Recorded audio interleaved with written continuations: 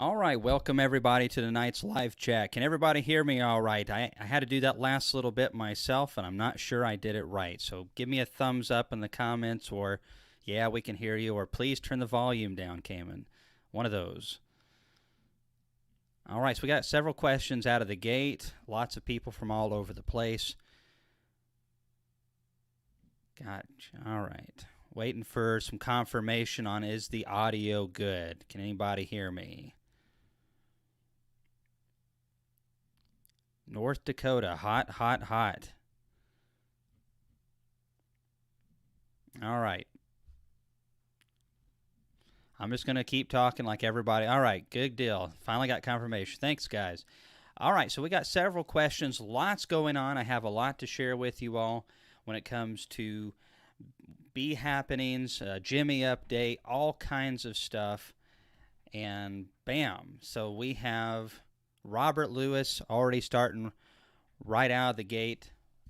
Hey, appreciate you appreciating our bluegrass music. Bluegrass is a lot of fun, and we really appreciate you supporting us.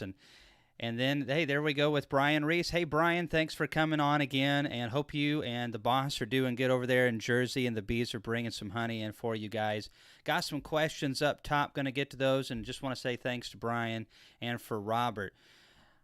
All right, so before I get started with the questions, I want to just give everyone an update. We're in the dearth now. That means there's no nectar coming in. There is a little bit of pollen, but it's not a lot. It's not enough to sustain colonies, and we're seeing even really good colonies. The brood patterns aren't looking as good as they did. And this is pretty common. It's a nutritional thing, but there's also a seasonal thing to it. Right after the honey flow ends and all of that nutrition hits, those bees have just been going full at it, and there is a noticeable brood pattern shift for a few weeks. It's 2 or 3 weeks, and then things start kind of realigning again. I think the queens just get wore out and they take a little bit of a break. This is when a lot of our queens will get superseded more than any other time of the year, is right at the end of that flow. Sometimes the queens are wore out, and my son's doing something outside. I thought he was crying at first. Speaking of Jimmy, there was a question going on and about Jimmy and the update. So Jimmy's fine. You know, Jimmy actually loves it when his eyes swell up like that. I don't understand the appeal, but he just thinks it's so cool to look at himself in the mirror, and he looks like a different kid. The sting was not fun. He got stung, I believe this time. No, that was the last time he got it, was on the nose. This time was on, I think, this cheek over here, and it just went across. But, you know, he gets stung throughout the year, probably 3 times a year, and it's been that way since he was 1. His first sting, he wasn't even fully 1 year old yet. And so he's been getting, you know, regular venom inoculation, I suppose. And you know, we do our best to not let that happen a bunch, but we also, you know, don't worry about our kids getting outside and playing as well. And they've been stung by other things besides bees. So here's a question from Birdie's Bees up towards the top. You mentioned you were using fans and a dehumidifier when you pulled your honey. Are you testing all frames that are not fully capped, or what is your process to ensure the uncapped is good? Great question. So I take it by the super. Typically, whatever's in the super is going to be very similar to the other frame. So if we pull one of them up and it's measuring 17, 16, somewhere in there, we drop it. We just consider the whole super that, especially if it's lower than 17. If it's 16, even if there was an 18.5 in there, it's going to average out to where you want it to be. Preferably, I like my honey below 18%. That doesn't mean that it's bad a little above 18%, but it would take a lot of moisture in the air to be able, while I was extracting, to raise that up at all. And it's going to be in a jar before too long. So I treat it by the super. And, you know, so if that super's got 10 uncapped frames and they're mostly full, I pull one out, sample it, and then I'll move on to the next one. Putting a box fan on top of a stack of about 6 feet of supers does a really good job.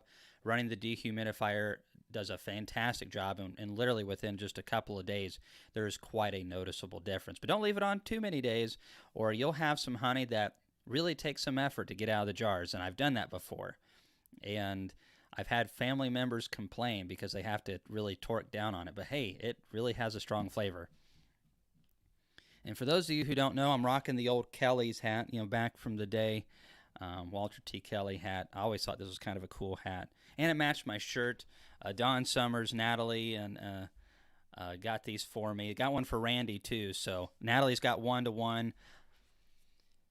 I've got 2-to-1, and Randy's got 3-to-1. So we've got some ratios there. Quite a bit of humor. I love it. All right, so Jimmy's doing good. Got that update. People are harvesting honey.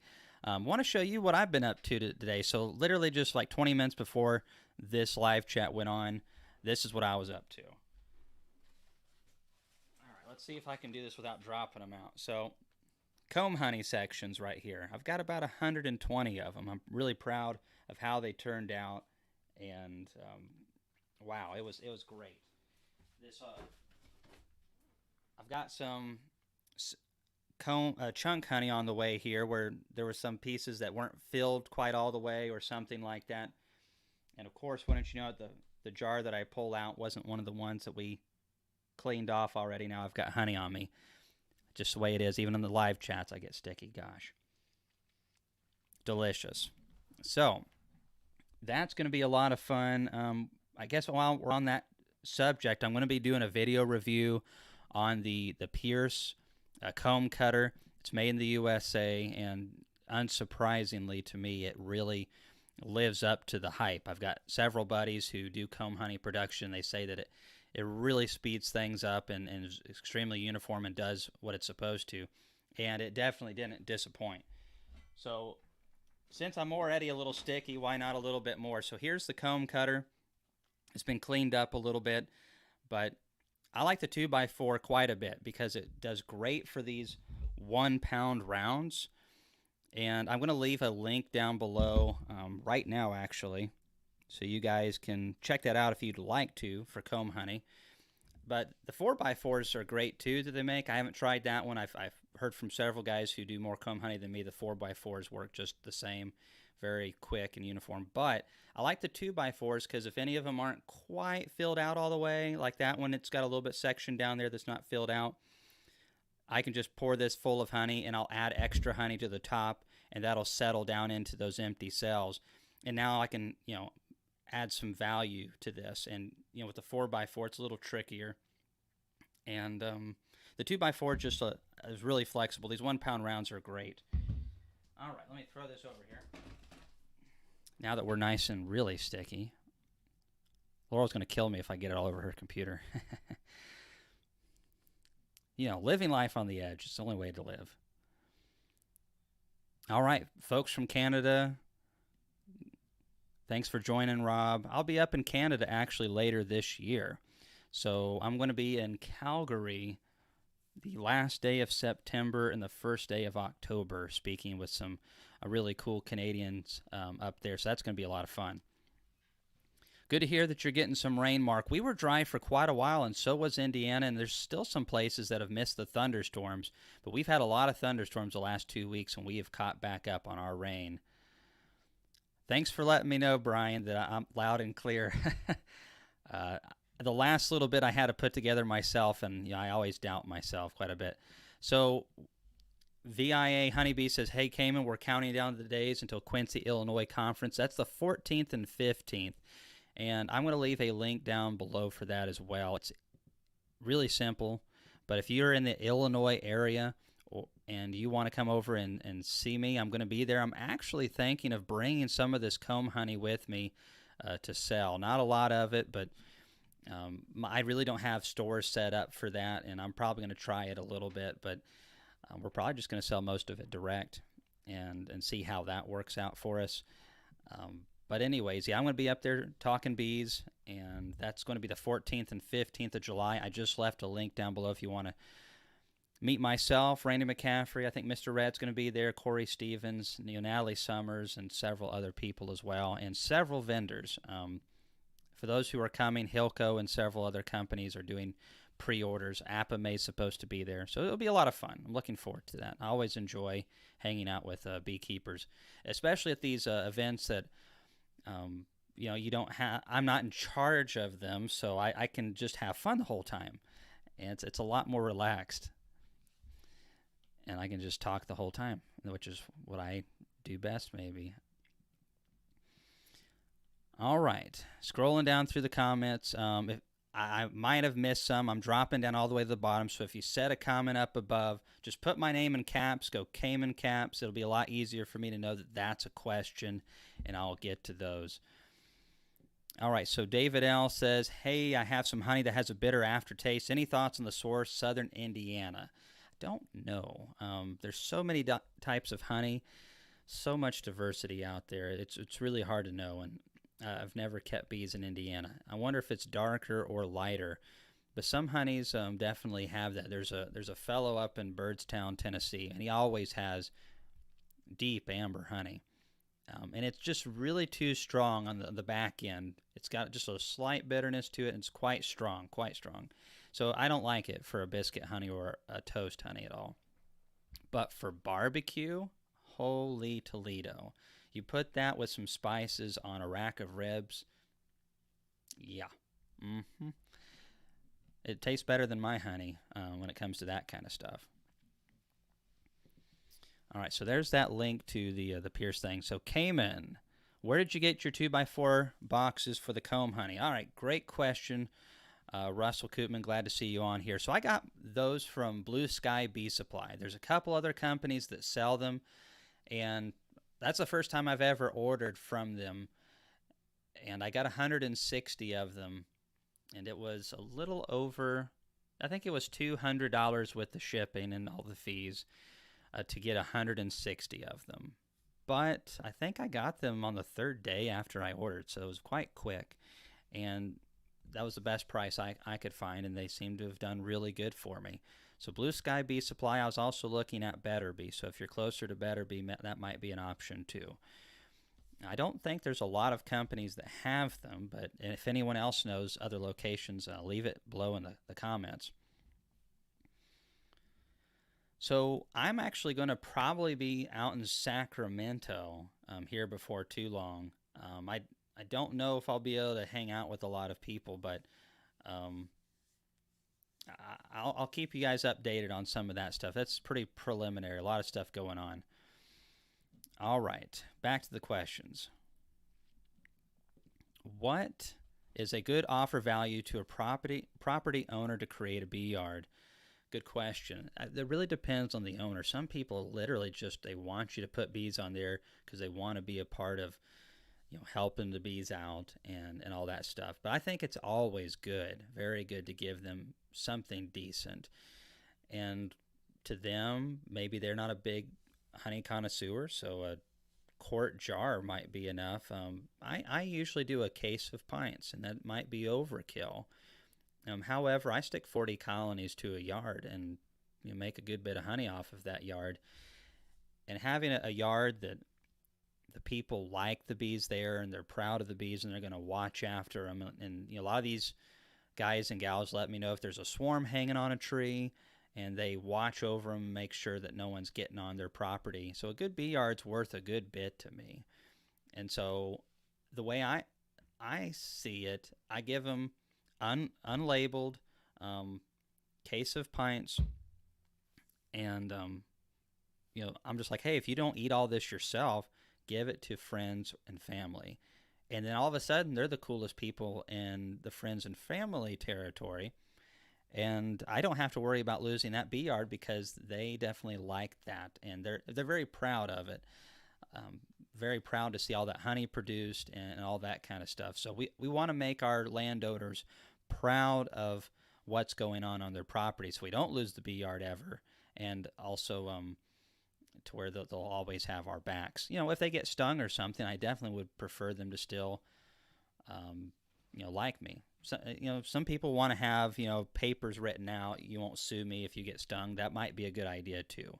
I don't have any of those, but we do have a few written agreements on if I damage their property, if they accidentally knock over a beehive, neither is liable for damages. a little bit of covering there. So just depends on who they are. If I have even a little bad vibe on the personality, like this person is super sensitive to everything, or maybe we do not put bees there. No red flags allowed, even if they're little ones. So when you pull supers after a honey flow, do you put foundation on for them to stay busy? Absolutely. So I have double deep colonies that I pulled honey from 2 weeks ago, and I took them all the way down to the brood nest. I pulled up a frame of eggs up into a box of foundations and started feeding them. Almost all of them have drawn that box out, but it had a good bit of wax on the foundation, and they were very strong and ready to do it. And I'm going to at least get 10 frames per colony on average. There will be one or two that doesn't quite draw the box out. They're the ones that went queenless for some reason. But then I'm going to get several of them that are going to do 2 boxes. So totally do that. You have to put a lot of feed into them to get them to draw that out, but combs are worth it. If you can do it, get that honey off fast and get it done. Chris Summers says that's a nice shirt. It is. It is a nice shirt. 2 to 1 is right. All right. Let's see here. All right, so Roy says that he bought the Pierce comb cutter last year and it worked great. Good to get the feedback. I haven't heard any issues with it so far from the people that I know, and it's not too surprising. I've talked to the guy that owns the company several times, and they're always very particular about the materials that they use. And so you look at the price, and you're like, okay, well that's a premium price, but you get a premium product. And I just cut, let's see, how many sections? About 120. A little over 120 2x4 sections out of 2 supers.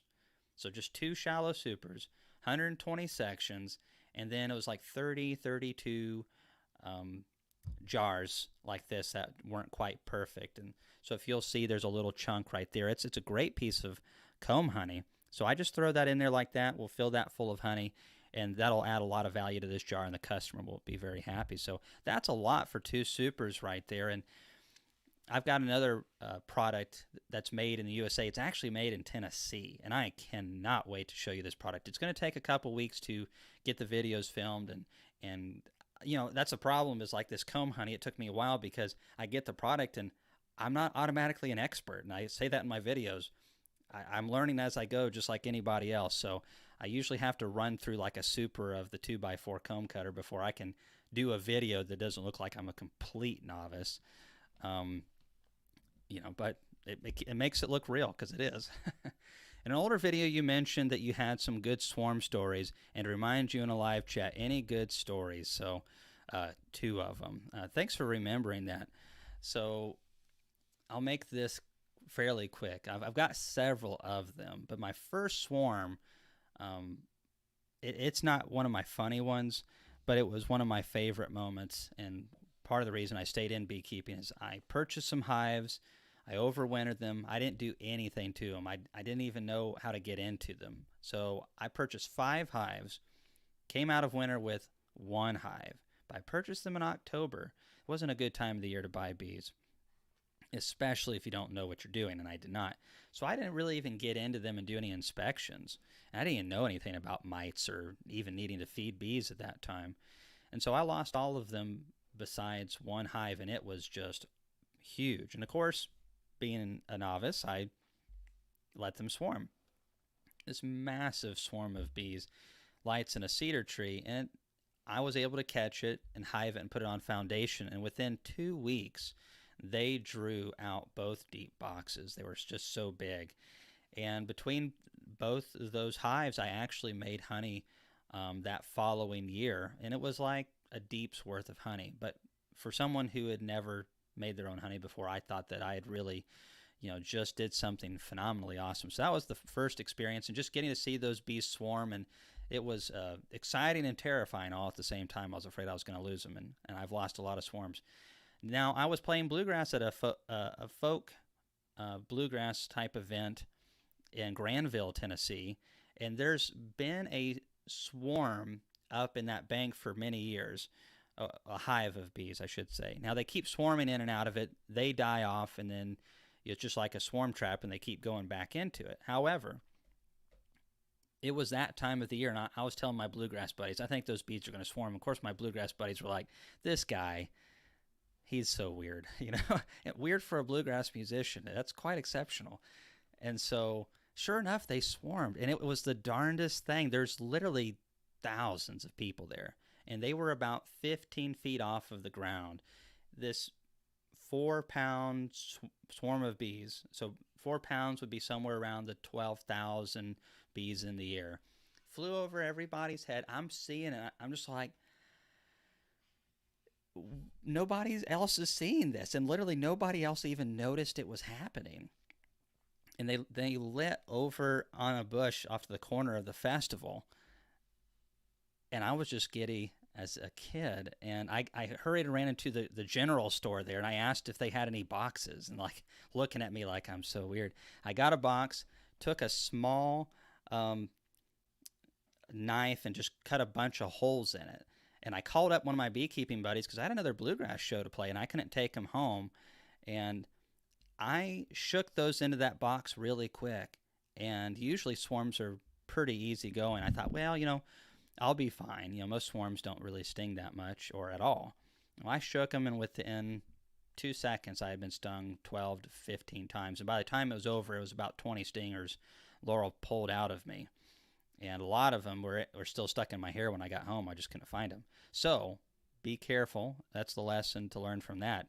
I've never had a problem with bee stings, but that one, my heart was racing big time. And my buddy came, picked him up, and ended up being able to get those bees. That was a great one. And then the other one was being about 30 feet up in the tree. My brother, Ethan, who's helped me a lot over the years, I had just a veil on, nothing tied down, and the queen went from I had the limb, and it was so thick we couldn't drop it down, and I started crawling down this cedar tree, and the queen went up my left arm, but I'm holding onto the tree. I'm holding this limb that's just so heavy with bees on it. It was a good-sized swarm of mine, and the queen goes up onto my arm, and then the bees just start following. And by the time I got down, I had been stung once or twice, just in the joints areas where you're moving, but outside of pinching them, I didn't get stung. But I had bees all over my face and my neck and in my shirt, and my brother, of course, was just laughing hysterically. And I have decent-sized nostrils, okay? I don't have the biggest nose in the world. It's definitely not the smallest, and I was very concerned I was going to have bees go up my nose. It was pretty darn close. So that's just some of the ones that stand out the most. I'm sure I have several more if I could think about it. Oh yeah, you have a video of the Granville one? Oh yeah, that's right. And then yeah, and I was running like my tail was on fire or something like that. That's right. Well, I got stung a bunch. That hurt. Anyways, we'll get back to some questions. Sorry, I'm sure I missed a bunch of them. But just keep, copy it and just paste it down below. We'll get to it. All right, beekeeping with Natalie. Love those Pierce comb cutters. Awesome. Yeah, that's her nickname is 1-to-1. Good job, Russell. All right. Hello, Cayman. Saw your Swinty assembly video. Do you still recommend this brand of bottler? It's great. It's really heavy duty. It does a good job, and Laurel's really enjoying it. I use it from time to time, but I usually end up with other jobs, and Laurel likes the bottling quite a bit. So it's funny. Most of the time the jobs she'll settle into whatever she prefers to do, and then I'll settle into what I do, and that's just kind of the way it ends up. And but yeah, it's a really good unit. The only thing that's incorrect in that video is the valve as it goes out. I didn't show it quite right, and so if you get one or anyone that has that Swinty unit, I'm going to have to be making an updated video. I found out from the people that I didn't get the instructions with mine, so I went off of a friend that I knew that had one, and they weren't sure, and I did what I thought it looked right, but it's not hard. So if you get one, just make sure you contact the company if you don't have the instructions, but it still worked the way that I had it, and it's done a wonderful job for me. All right. Adrian Tonks. It's just past the winter solstice in the southern hemisphere, New Zealand. Awesome. When you're equalizing heading into your main flow, how many frames of bees as the weeks tick down to time peak population? When you're equalizing heading down your how many frames of bees as the week ticks down to the time of peak population? I don't know. I don't really have mine down to that exact of a formula, to be honest. If what we're looking for, like when we go into a yard of 40 and we're a month out from the flow, there's always going to be like 10 of them that are a little further along than the rest of them, and they're too far. And so we want to go and pull a good frame of capped brood and maybe a shake of bees too. And sometimes 2 frames of brood. So we're trying to equalize, and that's the main thing, is equalizing the whole yard out. And it's awesome. You can't equalize a poor queen. You can give them stuff, but it's not worth it. So that's the only ones we won't try to equalize. But equalizing the whole yard out starts a good month before the flow minimum. And just sometimes the early on, maybe even a little bit before a month, it's just a couple of the really prime ones getting pulled back a little bit. And then sometimes you're pulling brood out of the yard. I'll take a nuke box, and we'll if there's no place to stick it in that yard, and this is how we get a lot of extra bees for raising queens and for making nukes up, is pulling those bees back. But once we get to where like the flow's really getting close, I pull all of mine back down to 4 frames of brood now. 4 good frames of brood, and equivalent. So if there's 5 frames with brood on it, but it's like the equivalent of 4 frames of brood, like good frames of brood, I'm going to cut them back to that. But I drop them into single brood management, and that really retards the swarming, and all the other bees go to make a split. And that worked out really good for us this year. We did a lot of that, and I got a lot of comb drawn and a little bit of honey off of the splits, and the big colonies produced good honey, and I didn't hardly have any swarming out of them. There's a few of them that still wanted to try to do some swarming, but it really curbed it. I don't fully know if I answered your question. I don't really have a super awesome formula for like each stage of the week. I think Ian Stepler in Canada has more of that in some of his lectures. All right. Wow, this thing jumped big time. So Paul Martins, thanks again for coming on and supporting our YouTube channel. Looking forward to the conference. Any updates on ticket availability? I can't give anything to you right now, Paul. I really wish that I could. I'm sure that there will be updates in the future, and they won't be too far off. But right now, I can't give a date, and hopefully we'll be able to talk about that soon.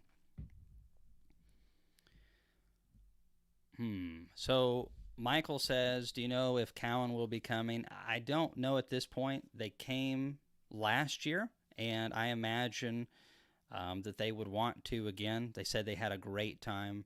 If I had to choose between a Silver Queen or a Lyson, I personally would go Silver Queen. I've seen both of them, and they both seem to be good units. Obviously, the Silver Queen's more expensive, but the thing holds value incredibly well, and they last, and they're built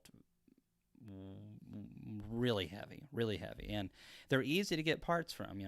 Cowan, you can contact them, and I've done this several times, and if you're having issues with something, which it's usually not having issues, it's just learning how to set everything up or change things over from doing deep frames to medium frames. Their tech support's really good, and even their units from like the 80s, they still work. All right, Russell says, if you have 40 hives that produce 60 pounds of honey, then you got 24 pounds of honey. You can afford to give the landowner 20 pounds of honey for it, don't you think? That's the way I look at it. And typically we average 80 to 100 pounds per colony. So you have a few duds. So there's several colonies that we'll have that'll do a little over 100 pounds. And then we'll have some that get around 80 to 90 pounds. And then there's a few that just, might do one super, maybe not even that.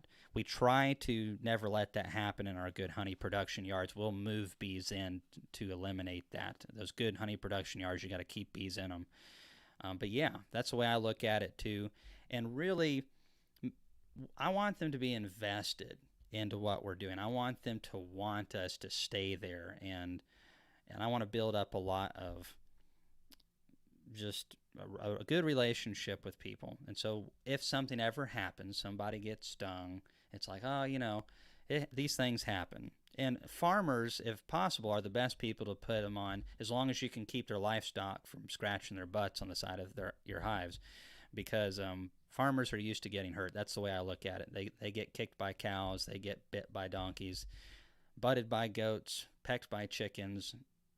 They're used to getting hurt. So I like people that are used to getting hurt if my bees are going to be on their property. That's such a weird thing, isn't it? All right. All right. I'm just jumping all the way down to the bottom. I'm like way behind on questions. So sorry, everybody. Keep them coming. I got to say a big thank you to Chris, ECP. Going to try and pull supers this Wednesday. Been a great year in West Virginia, no complaints. How is your summer pull going to be this year, Kim? It's going to be average. I wouldn't say it was terrible. I wouldn't say that it was great. It was really average. I was kind of concerned we were going to be below average, and then we had a nice push on that last bit of flow. Excuse me. And really helped get us back to what I'd like to see average out. So no complaints here at all. And the honey tastes great. Nothing to complain about. Got a lot of combs drawn this year. That's what it's all about. So if every year was like this year, we definitely could keep things, the ball rolling. It was just a little concerning because the privet flow didn't perform good. Black locust didn't perform well. And usually the tail end of the flow doesn't do as strong as it did this year. So that was exciting. Jim says, came and grafted the first time, 9 out of 12 took. If you opened up a cap cell gently to check development, will that queen cell die or will she continue to develop? So if you're using a JZBZ cup like I use, and you carefully work that off of that JZBZ cup, you can look at them and you can see the development. And if you put that back on carefully, yes, that you can do that and it will not damage the queen. The main concern is if you do it late in development and the wings have started to develop, they're still very soft. And so if you let that queen shift over onto it or slide backwards, and this is very at the tail end of development, but this is where if I'm going to damage a queen, this is almost always where it happens. And all you have to do is fold that wing just a little bit on the tip or mess them up even more than that. And if you mess those wings up, it doesn't matter how good of a queen she is, she'll never go out and mate. So just watch it on that last day or so of development. Try to keep good records every time you do it. Congratulations on 9 out of 12, and best of luck getting those mated. But yeah, you can check those. Corey Stevens does that, and I do it now. And yeah, when I bought those queens from Corey last year, we got 75 queen cells and a breeder queen. And every single one of those, he had done that too. And I got a great take out of those, so didn't seem to be a problem at all. Is there a trick to mating queens? I've raised many, but 0 have come back from mating flights. I have 15 colonies. You raise the best ones you can. You can only do so much though. And so I had 2 rounds within just a handful of days of each other in the same bee yard, made exactly the same way, same boxes, and 1 batch, same breeder queen, everything. First batch, I missed 2. I got 93%, 94, somewhere, and it was in the 90s. The next one, I got 50-something. It was low 50s. It was terrible. Same location. I don't know. The weather didn't seem to be terribly bad either between the two. I mean, it was just a few days apart. So I don't know exactly what happened there. They were in the same yard, but one was on this side of the yard and one was on that side. That's the only thing I can figure. So that's kind of one of the things that's kind of out of our control. Do the best you can to raise healthy queens, give them a good nuke to go into, and then just hope that Mother Nature helps you out a little bit. I don't know what else to say. All right, so I got to say a big thank you to Steve Amos again for coming on to here and helping us out again. Let me get to that question. I got to scroll down. I don't have Chris is gone now, so I'm doing this all myself. So you can kind of tell, right? Where did it go? Gosh, this thing just keeps jumping around. Here we go. 2 questions. How do you stop robbing other than a screen? Getting equipment ready to wax dip. Does a lot of glue prevent wax penetration? So first question, how do you stop robbing other than a screen? Well, the first thing, Steve, is never let it start in the first place. Boy, that's just profound, isn't it? The screen is the best tool that I know of to help with that. Having really strong colonies helps more than any screen or anything else, but you're always going to have a couple weaker ones.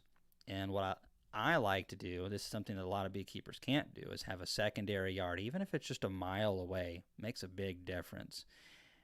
And so all of my late splits, all of my weaker colonies, I try to get over there, and it really helps to have the bees of similar strength around other bees of similar strength. It's hard to reduce the entrance down a ton, though, because if you get really hot weather, bees, if they cannot cool that hive down because you don't give them enough ventilation, enough air flow to be able to keep the hive cool, they will abscond if the hive gets hot enough.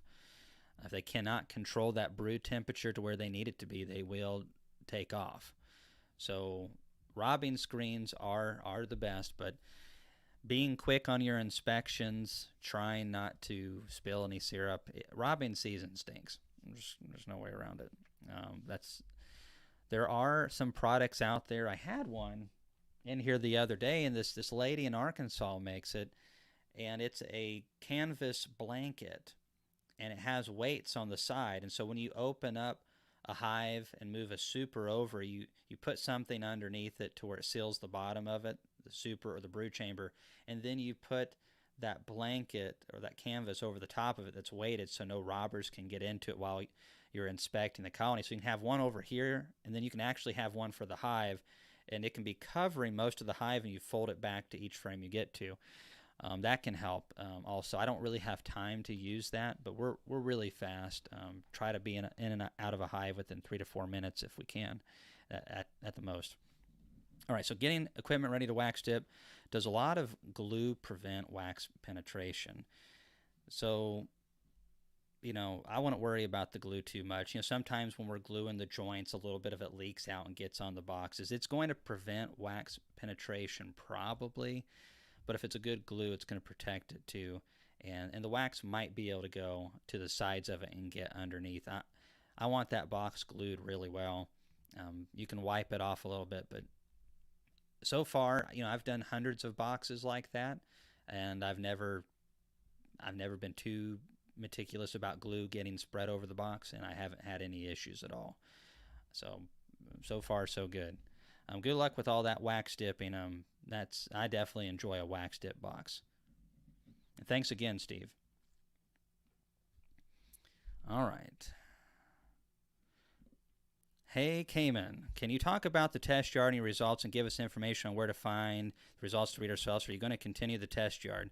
So there's a lot of things going on this year. I can't talk about some of them right now.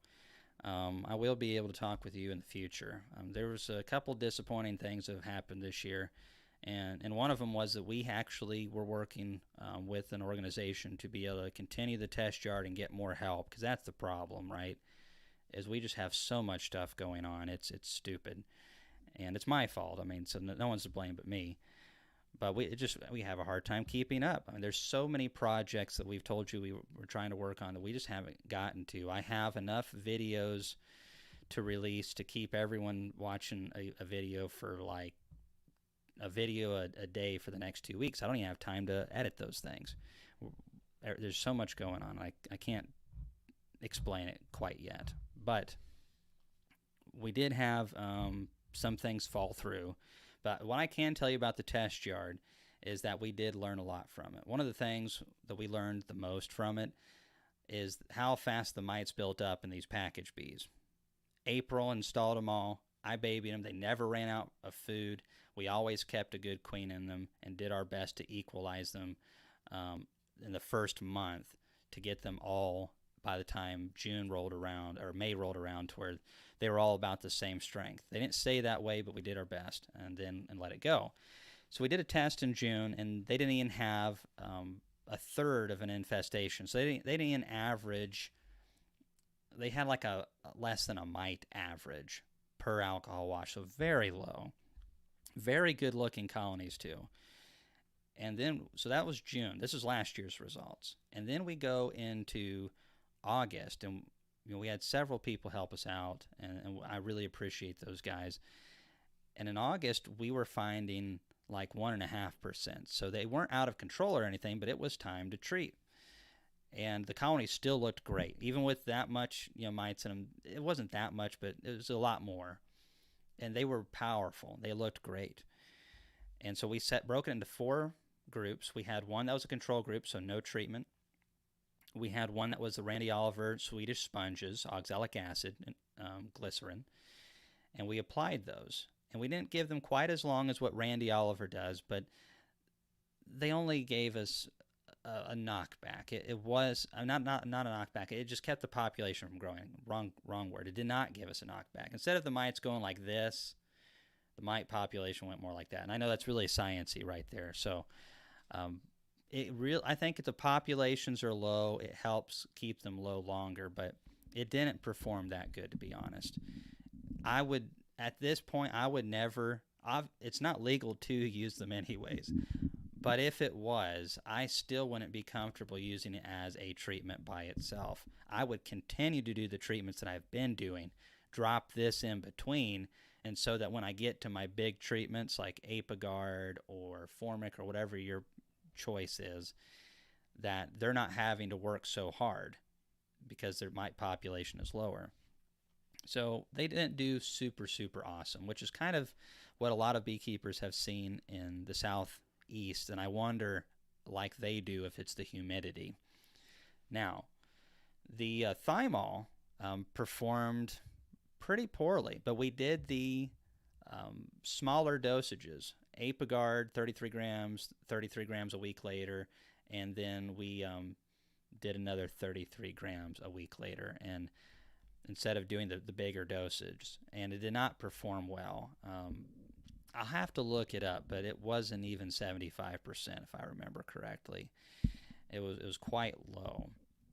It didn't perform as good as the previous year when we did the 2 normal rounds of 50.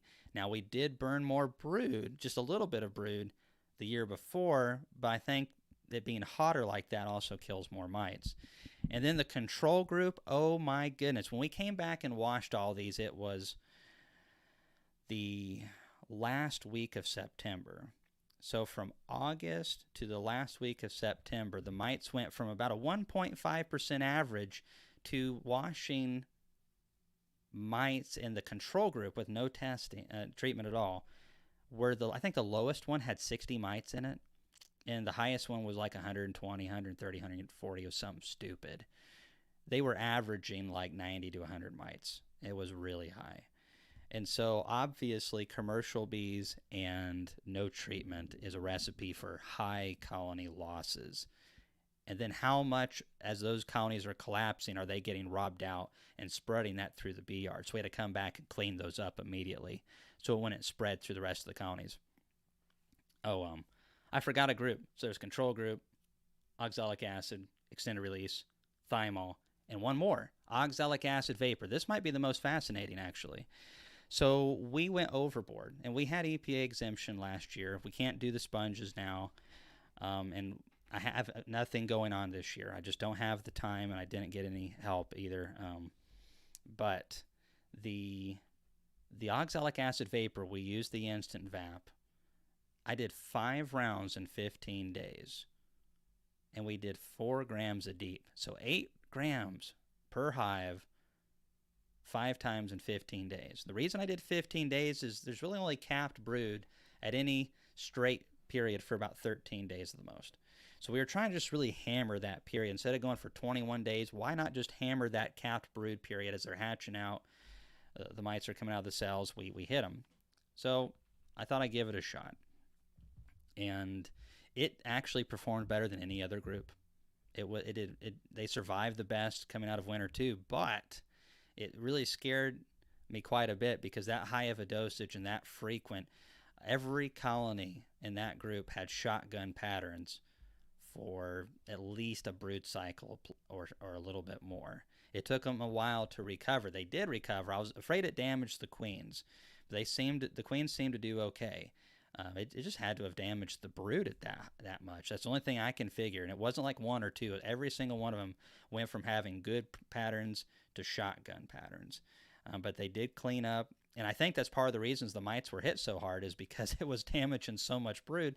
In the later treatments, there wasn't as much brood to hide in. But it still wasn't quite enough. I mean, it was the highest. But if we did that in Tennessee as our only treatment for the year, none of these worked. That's why I treat so much. I treat twice in the season and once in winter, and that works. So that's a really rough analogy. I've got the data on my an Excel spreadsheet. The problem of it is it's not written out right now to where anybody else can probably understand it very well unless they can get into the minds of the people that put it together. But anyways, that's kind of where we were at on that, and I'm hoping that long term we can just honestly pay somebody to do this research because we just don't have enough manpower for all the projects going right now. Okay, lots of questions. So T-Mark came in, I'm using something like a Ross round frame compared to the 2x4 cutter, which is better use of the comb. Basically, what would be the best bang use of a capped frame? Now, I have never used a Ross round, but I know a lot of people that get into it and they're selling them a couple years later. And I know that they work. There's people that use them. I think they're trickier to get bees to start than these because this is just a normal frame. There's no plastic. We just start with a little bit of foundation to get them started. And it's tricky enough to do comb honey as it is because you have to have a very strong colony. There has to be a decent flow going on. So they got to pull it out, and you somehow got to keep that brood nest from getting plugged out and keep them from swarming. So you got to get in there, cut queen cells out, do your best to get things going just right. So it's a little bit tricky.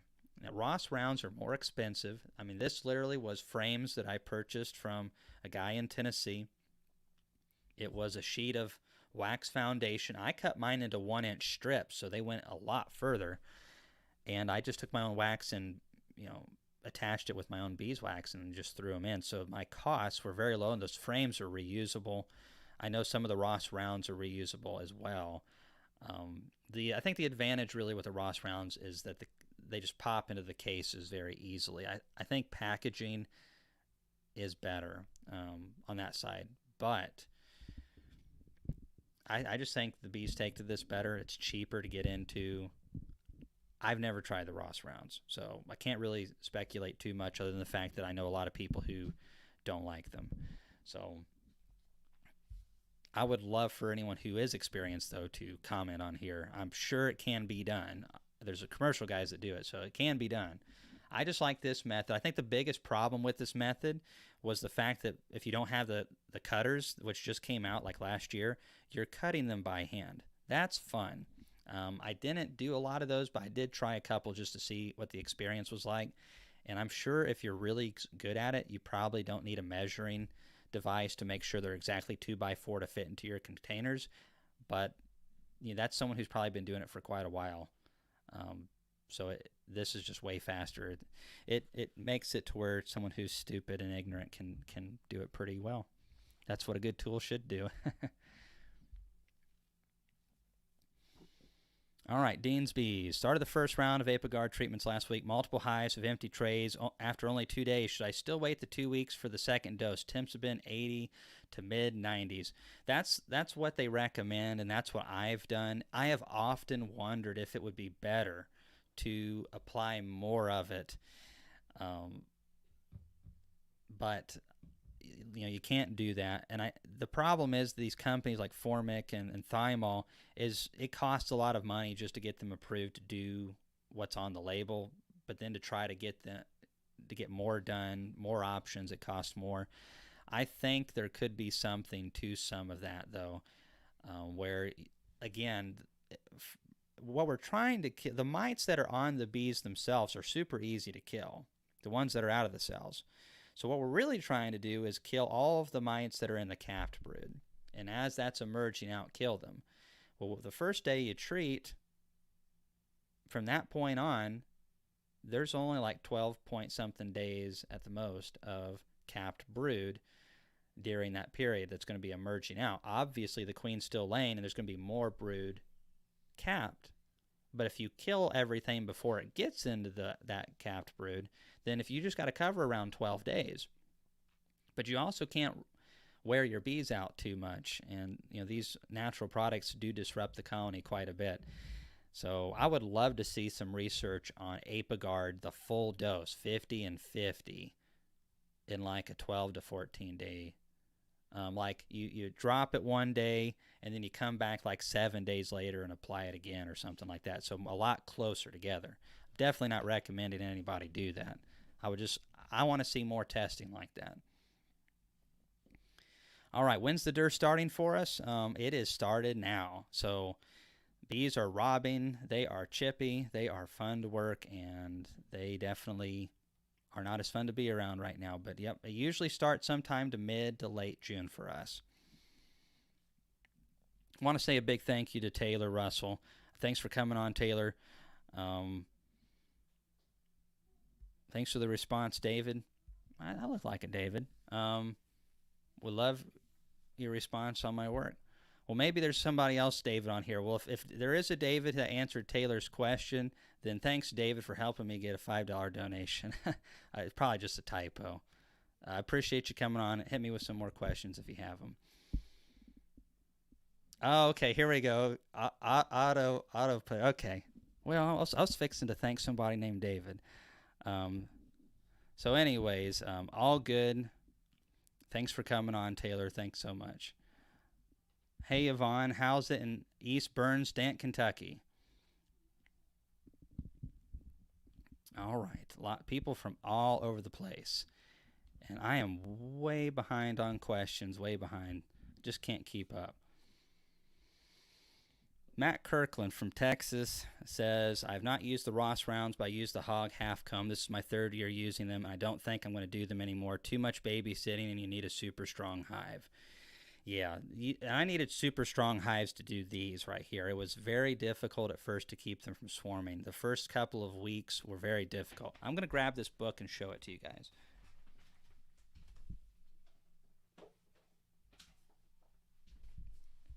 In my opinion, if you want to get good at comb honey, you need to do 2 things. The first thing you need to do is read this book, Honey in the Comb. I read this years before I got into comb honey management, and it made my regular honey management way better. There's just so much good technique taught in this book by Eugene Killian. It's Honey in the Comb. It's an older book. It's not that expensive, but I mean everything from different ways to do it. There's some good pictures. It's a classic. It's well written, very fundamental, high level honey production management. The Killians arguably are the best comb honey producers in the U.S. that ever have been. So great book. The other thing to do is watch some of Gus Mitchell's videos. Gus is also very good at comb honey and has got several videos on prepping frames and all that. I like this system right here because it's literally just a normal frame, other than the fact that instead of having a top bar that's this thick, it's got one about half that thickness, so it gives you more forgiveness on your cutters. It gives you a little bit more room, makes it a lot easier, and it's just a shallow box, super easy and cheap to do. So I had good results, but it still had to keep those bees from swarming. But bees take to strips of foundation that don't have, I just don't know if I'd like all the basswood sections. They look totally cool, and that's what the Killians did too. So you can totally do it, but me personally, I don't like having to assemble all the little stuff. This is super fast, super basic, And the way I look at it, the demand for this stuff is so high. Do I really have to get that fancy? You know, these that section right there, I don't have the fanciest. This is not going to win any honey shows right here, but it is very full. Actually, this was the fattest comb in there. I actually had to trim it off a little bit on the back, so it's not the fanciest, but I mean, this thing is all the way to the top.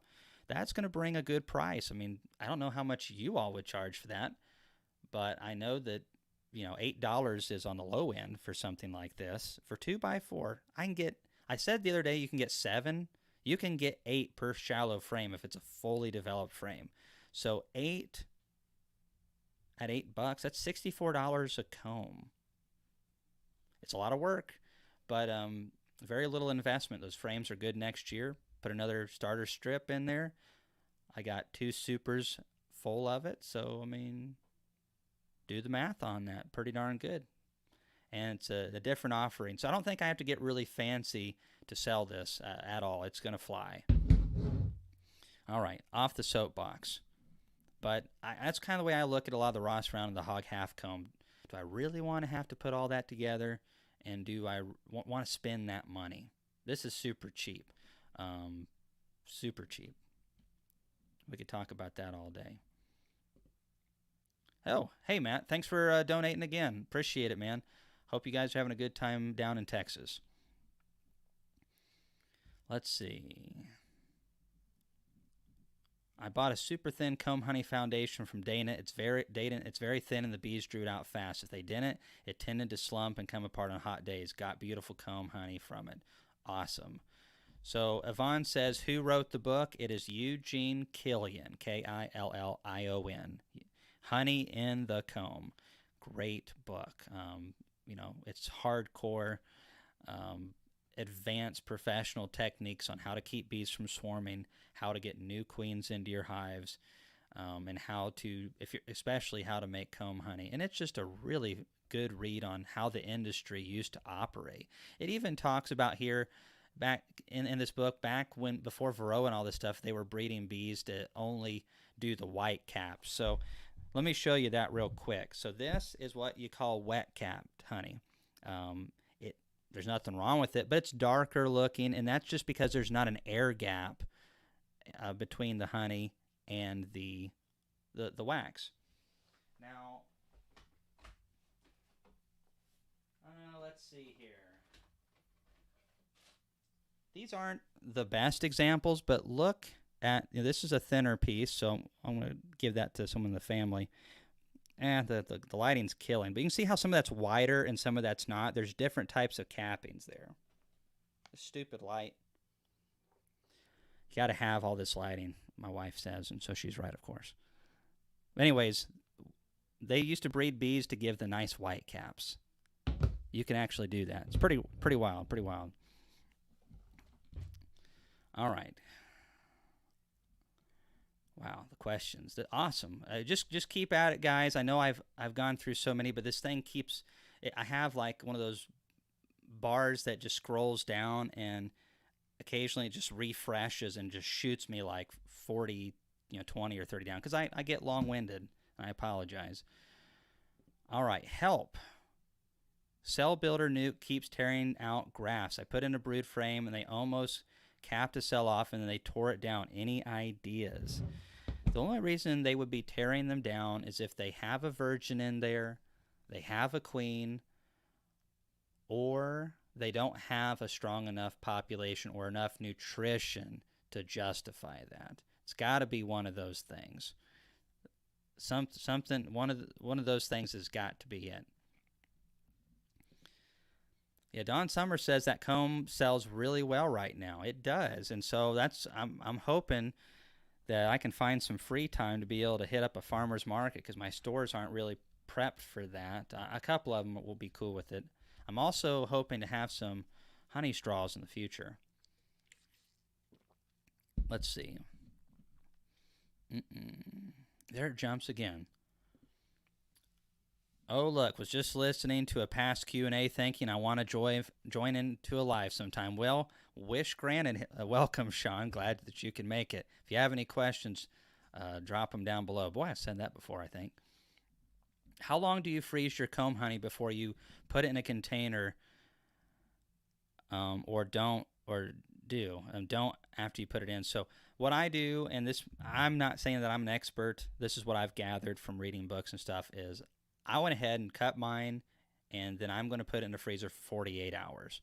That's probably a little bit excessive on the freezing, but that would be better than someone finding a wax moth larva in your comb honey. You know, it's okay to have something like that in tequila, but not in honey.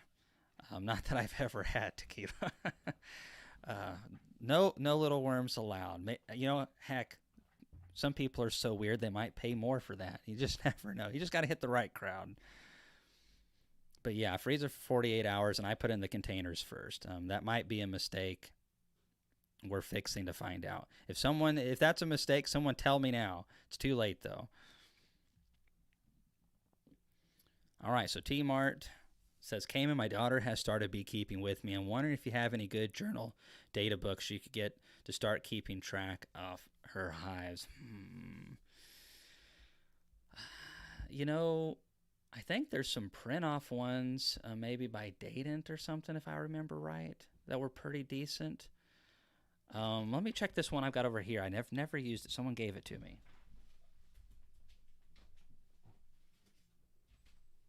So this is a Little Giant book, and it's got inspection notes in it, and it seems to be pretty decent. You know, there's even some apps for that out there. I'm more of a book guy myself. You know, I'm old.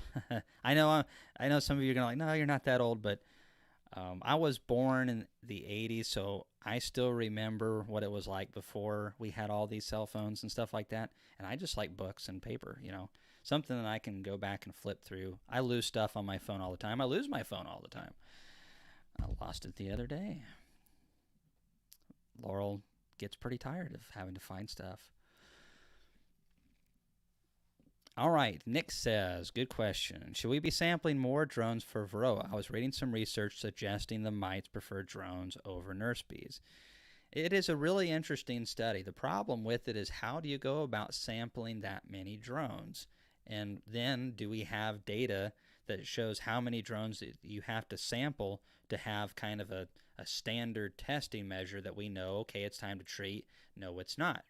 Because, yeah, it sounds like at a certain age, the drones definitely have a lot of mites that want to congregate on them. But how do we tangibly use that right now? I don't think that we can at this point.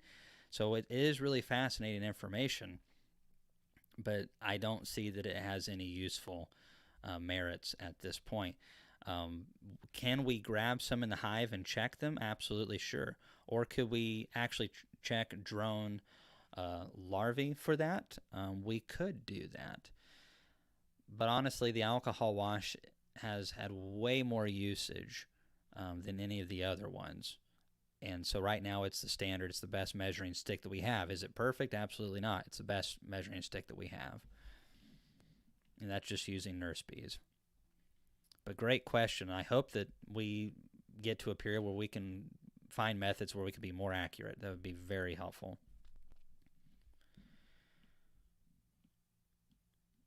Cayman, how about the moisture content in clover honey? Oh, that is all over the place. So it just depends a lot on the year, actually. So if it's a wetter year, you typically have higher moisture content. And if it's very dry that year, the honey typically is a lot drier too. In years where we don't get enough rain, my honey will be down in the 16% moisture content range. In years that we get a lot of thunderstorms in spring, it could be 18. Basically the same nectar sources are pretty similar every year for us. We have some change ups, but by and large it's similar over a decade. So it's really going to depend on that moisture content, on more than just the type of nectar coming in. So clover honey, I'd like to see it below 18%. 17% is a good spot to be. 16 is not bad. Anything lower than 16, and it's awful darn thick. Cayman, how would you requeen a laying worker colony if combining is not an option? Well, very carefully. If you don't have any other bees to work with, then it makes it more difficult. The best thing to get those bees to not want to stay laying worker is to put some young larvae in there, or eggs that will develop into that, because that brood pheromone is going to really help shut that down. A new queen that you introduce doesn't do that as good. But if you're going to have to do that, if you've got a queen ordered and that's the only hive that you have and that's what you got to work with, then I recommend using a push-in cage. So I think I've got one floating around here. Oh, yep. See, that's why you just don't ever clean your office out, and you'll have bee stuff everywhere for videos.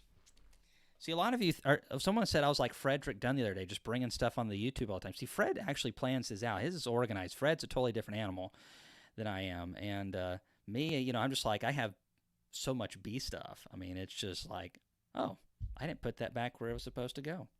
Cool.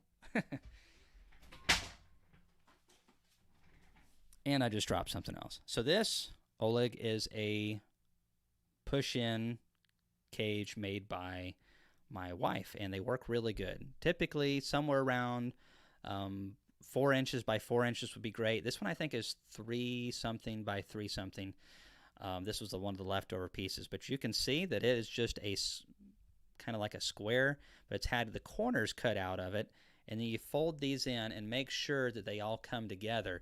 And you put the queen, if there's any brood in there left, you put her over some capped brood if you can, and you want just a little bit of honey up towards the top because she's got to have access to something to eat. It doesn't have to be a lot. And a lot of times once they accept her, they'll start feeding her. But you want to make sure she has a little bit of something up there. And what you can do is make a hole in here and then pop the cork in that queen cage and hold it up against it until she goes out, because you got to be careful opening up that cage and having her fly out of that. But what can happen, especially if there's some brood in there, they'll emerge out. If it's older capped brood, that's what I'd like to see. Something, even if it's emerging that day, would be perfect. And those bees just love her. I mean, they don't know anything. They're just going to go and go, oh, there's our queen. This is awesome. And they're going to baby her and take care of her. And the other thing is she can lay in that as that's emerging. But if you don't have any of that, this is still the best way to go. And do a slow release. Leave her in there for several days. And then when you come back into the colony, I recommend that you don't smoke them on, or smoke them very little, just like a little bit across the top to push the bees back, and then don't smoke them a bunch. Don't want to disrupt that pheromone. Let her lay under here for 4 or 5 days and hopefully get some egg laying going. 5 days is what I would do minimum, and 7 days would be all right. And then give them a little bit of one-to-one. If you don't have a flow going on, then just, it doesn't have to be a lot. But when you introduce her into that, give them a little bit of food. That helps smooth out everything. And these can really work good. They're a great way to introduce a queen in a rough situation. Even in a good situation, they're a great tool. But you push this all the way into the foundation. So if it's plastic foundation, this goes all the way down. Works great. And super cheap. Okay, more questions. Let me get some liquid energy here.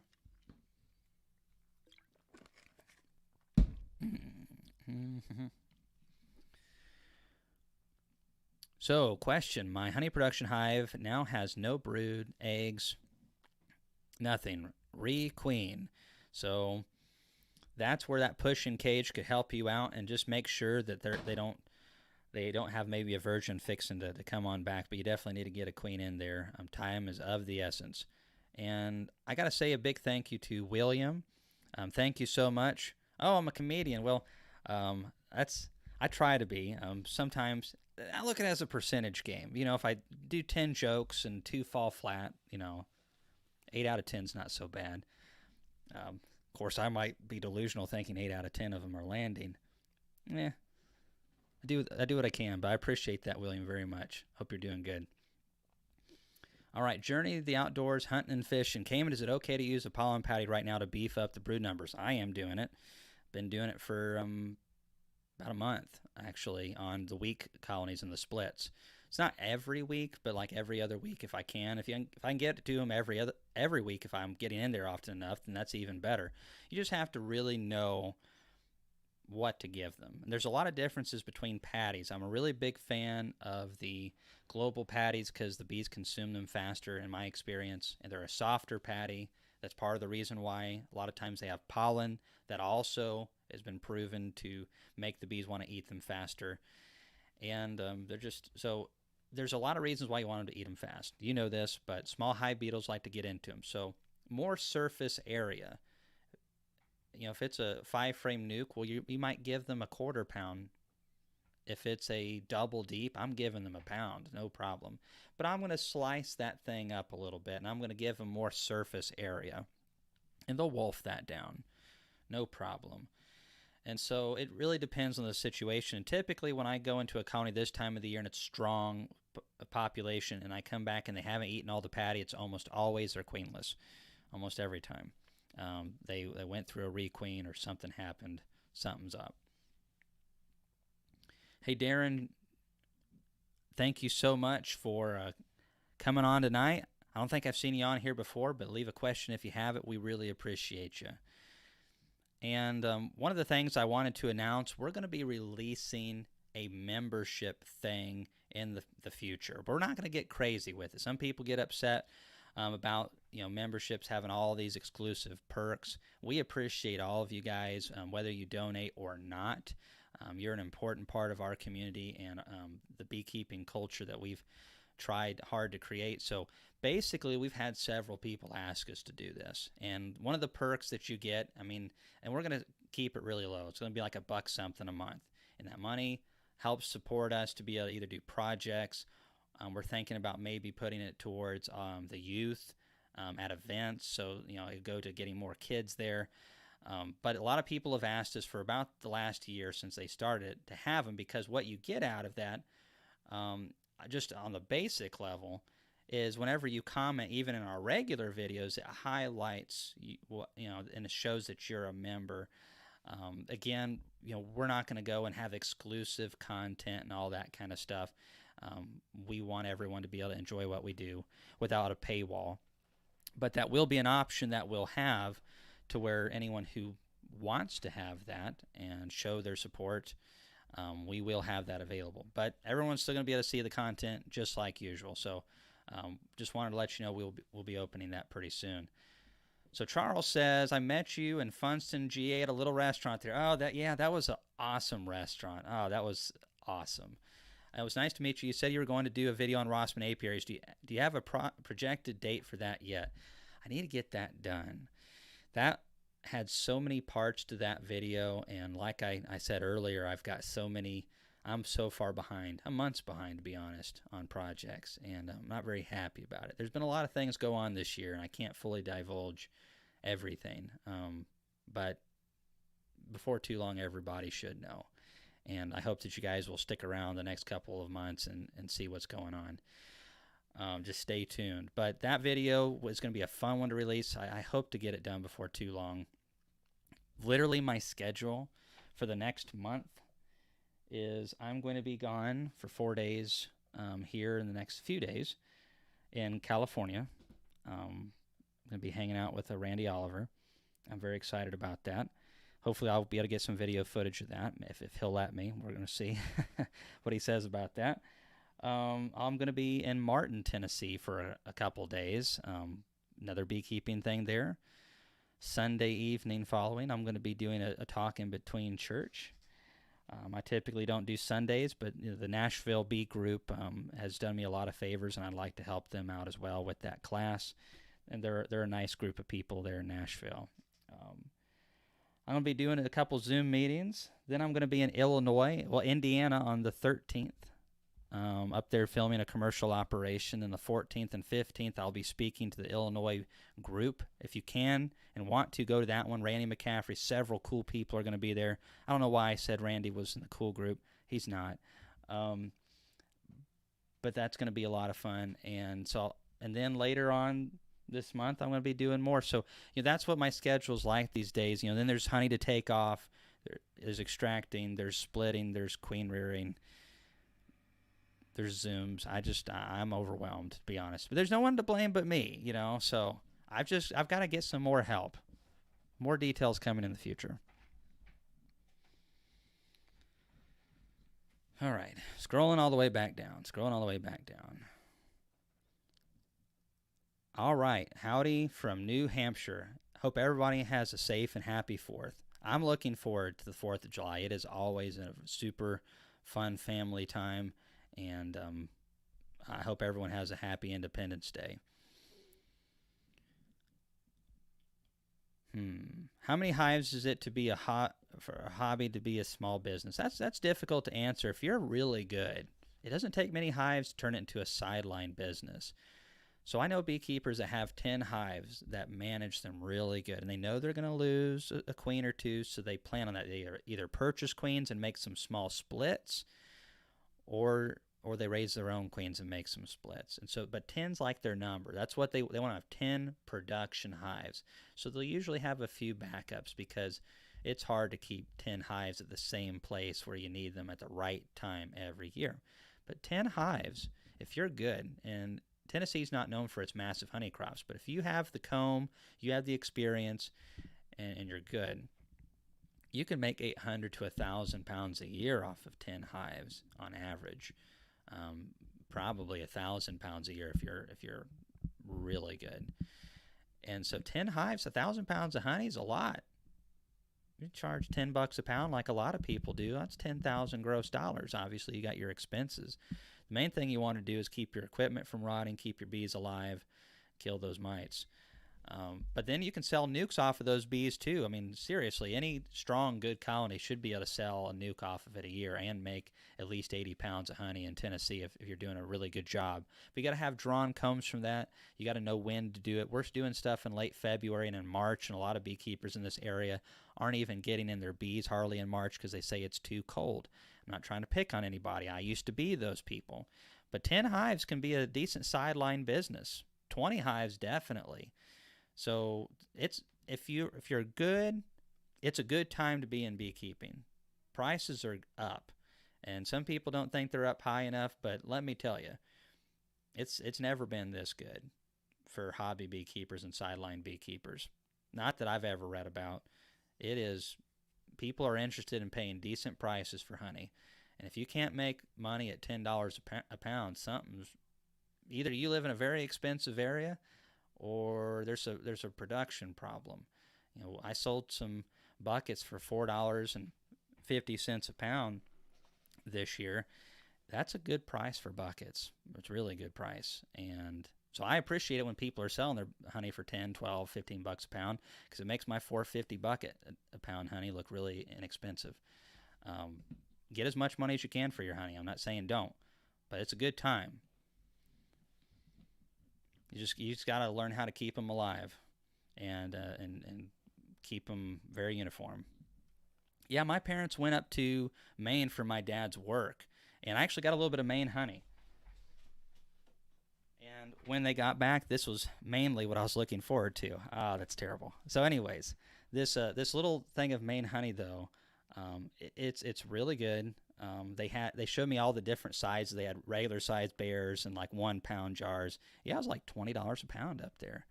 But then when they told me how much it was for lobster, and all the other stuff, I'm like, oh dang, yeah, honey needs to be that price.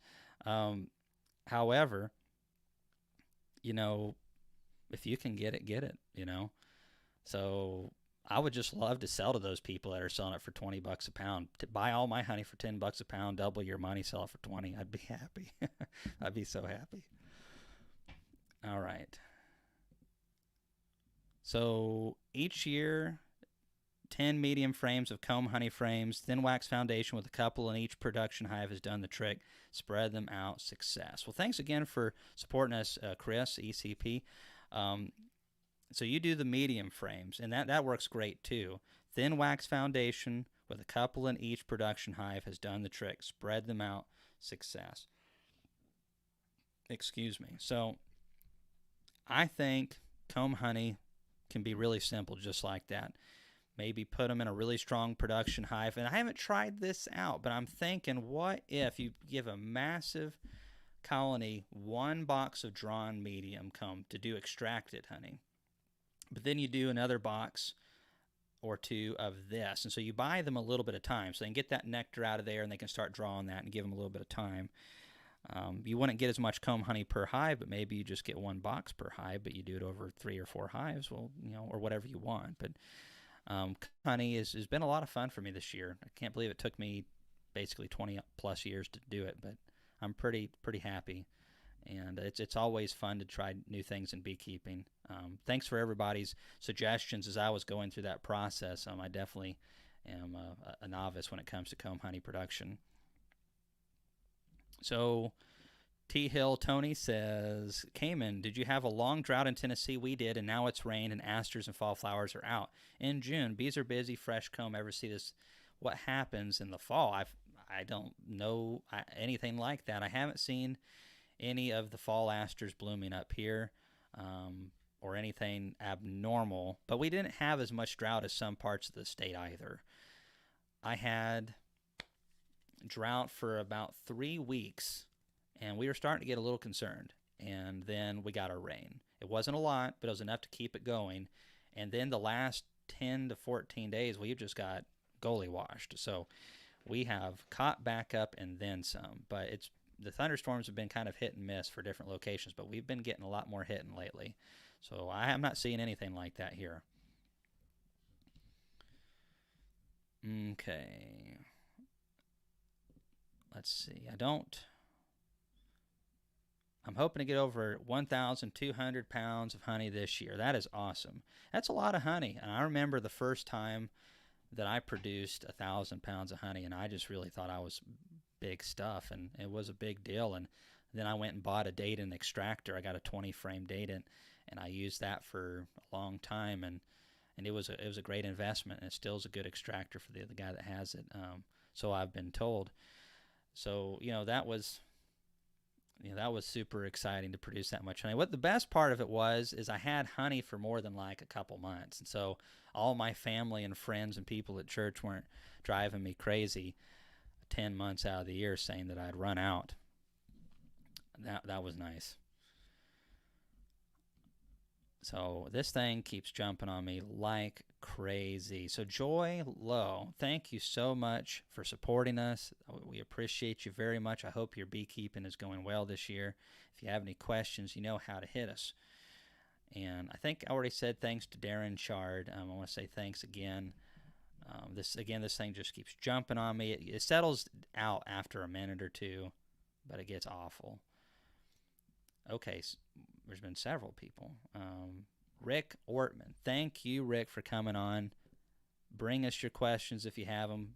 Best of luck beekeeping. Appreciate you, sir. And William, thank you again. I started this first year beekeeping with 20 nukes. Now I have fully drawn out 2 deep colonies. I just bought 2 cases of foundations. Expensive. Oh, yeah, baby. It is, and that's why it's not too bad if you can keep your bees alive and then make it to the next season where you make some honey. Even if you just make 60-pound averages. That really helps start, getting you to the break-even phase. And I think everything through like a production, that's just the way I've always been. So you'll have to forgive me, because a lot of people, they derive a lot of happiness and fulfillment and feelings of success from just keeping their bees alive and making some honey, and maybe just enough to break even. So everyone's got their different desires on what their outcomes. So don't feel like you have to do everything like I do, because I think of everything from a production standpoint by and large. I think we all would be happier to at least break even. And that's where I'd like to see a lot of beekeepers get to. It's a lot easier to justify something to yourself or to your family if you're breaking even. Beekeeping can take a little bit of time. And so, if you're able to make a little bit of money on the side, well, that really helps it even more. And that's what I would like to see. It's really good for our industry.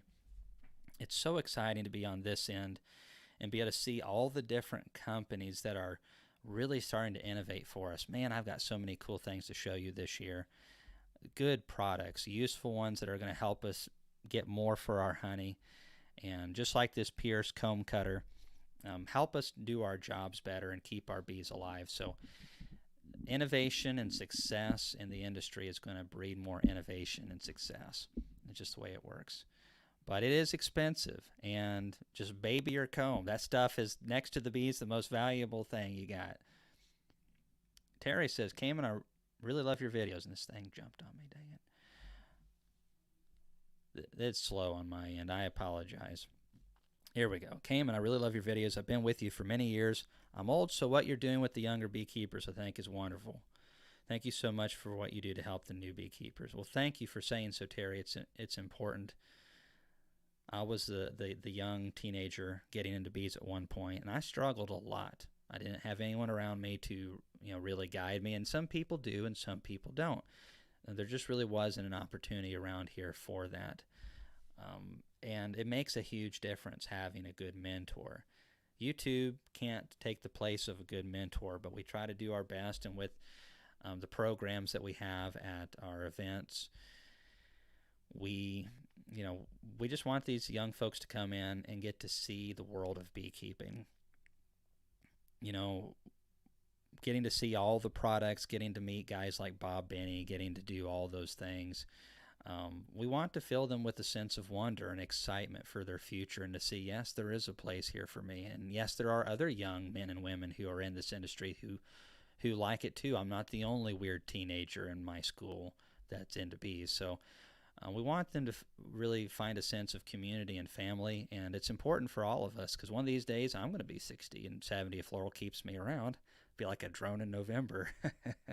And so I want these young kids to be tomorrow's teachers and innovators of product and stuff like that, and it's important. Got to keep the youth involved. So no problem. It's my privilege to do so, and really I could not do any of it without all of you guys, so thank you. All right, Tiny Trail Farm, thank you very much, and nice logo. I like that. Great job again. We are busy in West North Carolina. Sourwood flow starts in about 2 weeks. Thanks for all you and Laurel and the team do. Kevin. Well, best of luck with that sourwood. I wish we had a bunch of it here. We don't in this part of Tennessee, but that is good stuff. And hats off to everyone who produces the real sourwood honey. Sourwood is one of the most knocked off stuff in the smoky Gatlinburg area. We have a couple guys who seem to have an endless supply of sourwood all the time, and they don't even have any bees. But for the folks that make it, it's a super delicious prime honey, probably one of the most revered honeys in the United States, and for good reason. The first time I tried Tupelo, I was disgusted. Found out later it wasn't Tupelo. It was actually funny honey from Hong Kong. So now that I've been able to try several bits of real honey, some from Bob Benny, some from Brian out in that area, and a few others, wow, that sourwood is really, really good. Thanks for hopping on. Anderson Homestead, thank you so much. So you're in Alabama, roll tide, unless you're an Auburn fan. Well then, sorry. You're welcome for the videos. New beekeeper with 2 very strong hives. Thanks to you and Bob Benny's content. Thanks to Laurel too. Yeah, Laurel's a huge, huge part of it. She's just quiet and likes to stay that way. But yeah, Bob he's like the guru on the mountain. I'm so thankful he's decided to put so much energy into YouTube videos. All right, so Aaron Paris says, what do you make more money off of, selling honey or selling bees? Selling nukes. Not really queens. Queens are hard to make money. A lot of people ask why I don't sell queens. And the reason for that is, let's think about this. I do occasionally, but it's very rare, and I don't do like ones and twosies hardly ever. I've got to graft that thing. I've got to set up the cell builder before I graft. Then I've got to pull the grafts out, put them in the incubator. And yes, I'm doing more than one at a time, but that does take time. And now I'm going to individually make a little mating nuke and drop a queen cell into each one of those. And then I want to do a good job. So I want to let the queen lay until she has capped brood minimum. I want to see a good pattern. So that takes time. And now if someone wants one queen, let's say in New Jersey, wherever, and they want me to ship it to them and they just want 1 or 2 queens, two's a little bit better, but most people just want 1 or 2, and I understand.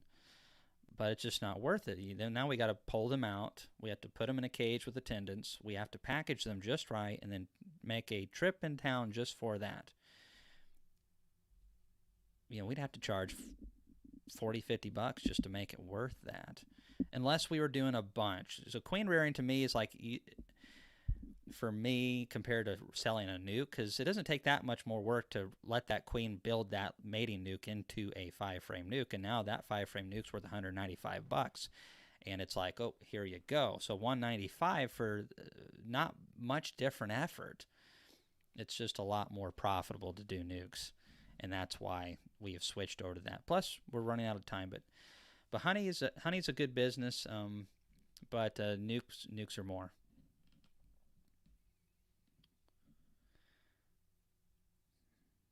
All right, so David Hughes says, Cayman, I couldn't get the starter foundation to stick, waxing it onto the shallow frame. So, let me see what I can do here real quick.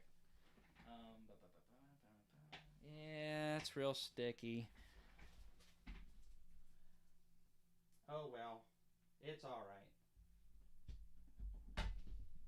Come on now. We have everything in the office, right? So, see how thin that top bar is? Oh, where did it go? So, huge difference between the top bar thicknesses of these. And so this is a shallow frame, but it gives us tons of room for our 2x4. It gives us another 1/4 inch at least. So if it's not quite as good at the bottom, or they didn't fill it out quite all the way, we can still get our 2x4 section, or a 4x4. Now, what you're saying, David, though, is you had a hard time attaching the foundation in the frame. So one thing that'll have to be done with this is it'll have to be scraped, and then you take a little pick and you pick the wax out of that. But if you have a new frame, it's quite easy. I cut them into 1-inch strips. You buy Comb Honey foundation. It's extra thin. Woo! Thankfully, I didn't fall on the computer or the mic. And I lay it like this and drop that 1-inch foundation in there. Now, I heat up my own beeswax, and I actually use a spoon. You can use like a turkey baster or whatever they call those, and you can get it hot and squeeze that out and just let it go into that channel. And I do it on both sides. It's a decent bit of wax, but I got my own wax. And that attaches it very nicely, and I've never had a problem with that. So that's how I do it. Oh yeah, this was all in here for a video, by the way. I just don't keep honey in my house just randomly like that. Good and good for you. So Mark Miller says, Cayman, when will you be coming to Martin? That is the 6th and 7th of July. They've got a beekeeping course out there at one of the UT Dilios, and I actually have to take it for recertification. This is my 3rd time through it. I'm not looking forward to it, to be honest. It was boring the last 2 times I went, and I don't expect it to be any different this time. But if you want to get certified to be able to get grants from the state of Tennessee for bees, you shall do just that. And I would pay them triple if they would just let me skip it. Anyways, another story for another time. Now, I want to say something about this frame right here, and then we'll get back to some more questions. So this is one of Premier's Pura frames, and you can see a good bit of wax on there, and it's got a good coat. You can even see where it's got extra heavy down into here, but they put a good coat on there. But one of the reasons I want to talk about is they've started making their own frames now, and they have made some additions to it that I really like as a professional beekeeper. I really wouldn't call myself commercial. Professional beekeeper. I've got an automatic uncapper. If you look up my extraction videos, you can see my Silver Queen model. And whenever you have an automatic uncapper, the frame size and thickness makes a very big difference, because if it's a little different, it doesn't take them as uniformly, and sometimes they jam or something like that. And the problem of it is some of the companies like Man Lake have changed their frames quite a bit. So the difference between the top bar and this frame from Premier versus Man Lake's frame, the last ones that I bought from Man Lake, is like an eighth of an inch. It's at least an eighth, so it's quite a bit thicker. And I like a thicker top bar. It makes it way more durable, and also the sidebars are a little bit thicker too. And that was one of the reasons they weren't feeding through the automatic uncappers as well. So I like the fact that they reached out to Cowan and said, hey, what works with your system good? Because the commercial beekeepers are going to like that, and I definitely do. And it's also a thicker and heavier frame, so it's going to be able to handle more abuse. Now, it didn't make it thicker, going this way, so you have less room in your box. It just took a little bit more space in here, because you always have a little bit of extra room, like there on the foundation. So they just made it a little bit less room, but it's definitely heavier than the other frames that I've purchased in the past. And one of the other things that I like is that Premier uses a lot more glue than some of the companies that I see. And they take the time. Like some of the companies won't have that piece down in there. You might think that little piece of wood isn't a big deal. That makes a huge difference in rigidity. All that's glued into there. It's a lot more glue surface. This frame's going to last a lot longer. So some people might look at the price and go, well, it's a little bit more expensive to get one of those, but you are getting more as well. So I just got some of those from them because I think they're going to run through my extractor a lot better, my extraction line. So just thought I'd mention that because that was something I knew at some point they were going to be starting to make their own frames. Let's see here. I've got to say some thank yous. Oh, and then it jumped. Cliff, thank you so much. I have a hive that has 2 bodies, 3 supers, all full. They're about 5 years old and have split many times. I want to split it and get as many hives as possible, but responsibly, nukes or an even split. So, Cliff, great question.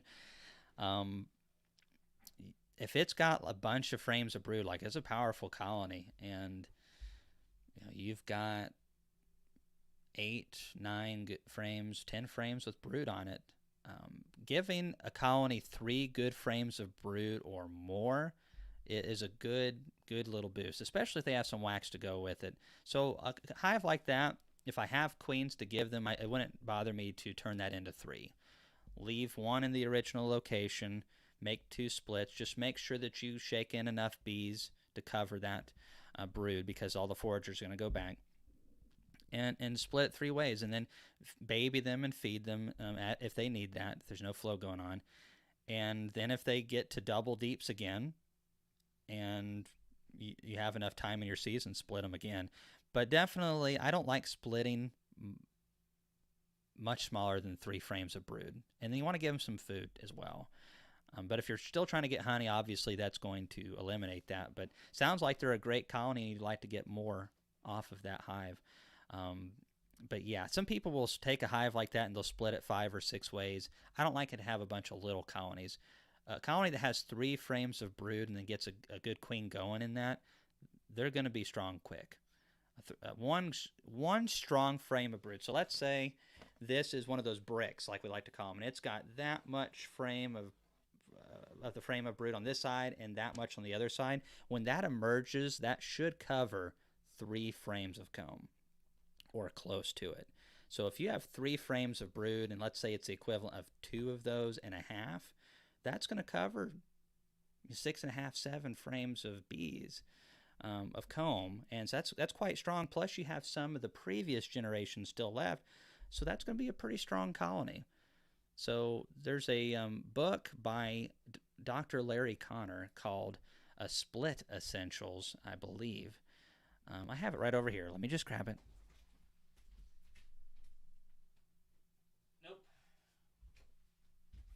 And this is why you grab it, because I told you wrong. It is Increase Essentials, and it is a really good book on going through the dynamics of how much brood, how much bees they have, if they get a good queen in them, how fast they should build up. There's variables, but it gives you some good information. It's a good read. Yeah. maybe check that one out. But I want to go much more than 3, Cliff. And thank you so much for supporting us. And I want to say thanks again to Anderson Homestead. And boy, this thing keeps moving on me. Bee Haven Apiaries. I never get much honey out of a hive. What am I doing wrong? Is it the area I'm in, or is it bad management on my part? I think it could be a combination, or it could be one or the other. But it's important to assume sometimes that it is your problem. The most common denominator in all of our lives is us. So we affect us more than anybody else. So that's the way I look at things. Obviously, somebody can do something to me, something outside can do something to me, but nothing affects me more than me. So there are places like my buddy in the Yukon. You can't produce tons of honey there, and you can't have bunches of bees in those yards because there's just not a lot of plant diversity, and it's a short season. However, there are places that it's super easy to make honey, so location matters. Most places are average, though. You're looking at 30 to 60 pounds a year with average management. But what it takes to produce a good honey crop is a decent year where they have plenty of flying days. There's enough moisture in the soil, but there's not a ton of rain all the time. It's got to be warm enough for them to fly. Bees need to be able to get out there and fly. And in areas like mine in Tennessee, we produce almost all of our honey that we can take for the year in an 8-week period. Some years it might be 10 if it's a great year.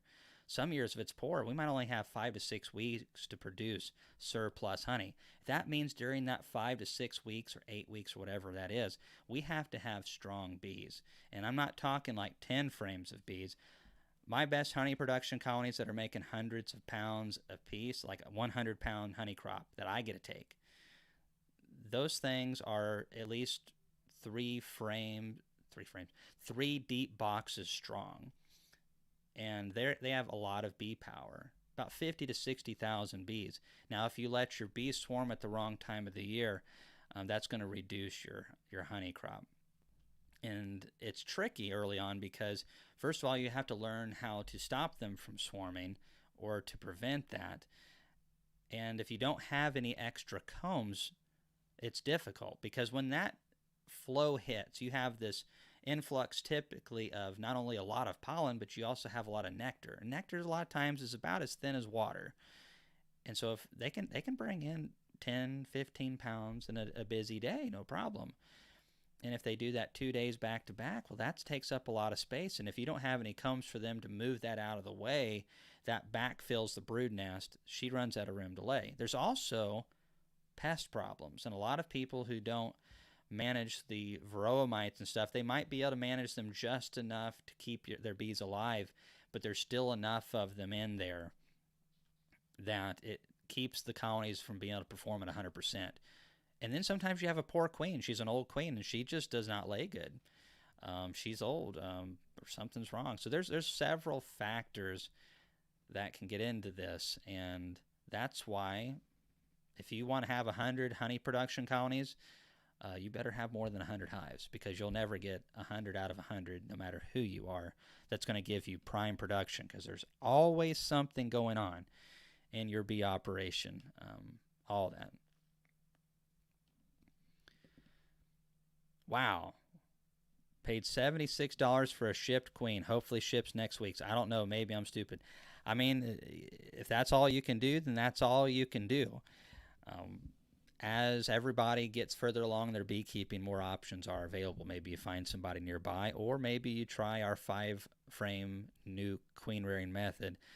I'm sure I'm not the first person to do that. There's other people that have done that, but I have videos on that, I mean. And so, raising your own queens is an option as well. And, if you only need 3 or 4, well, out of a strong 5-frame nuke, you should be able to get 3 or 4 queens very easily. And grafting queens is not that bad. If you can write in cursive a little bit, you can learn how to graft. And even if you don't, you can teach yourself how to do it. It just takes a little time.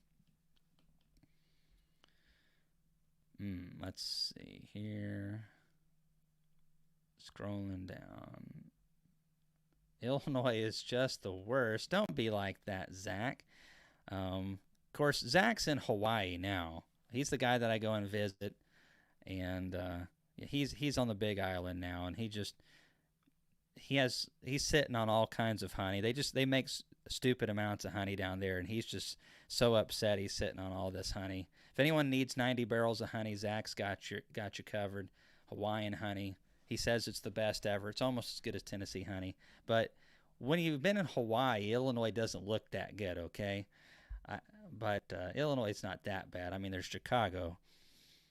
I mean, the Cubs, yeah. What's the latest you generally split in Tennessee? I don't like to do anything later than the 1st of August. Early August, and those are with queens that are already laying.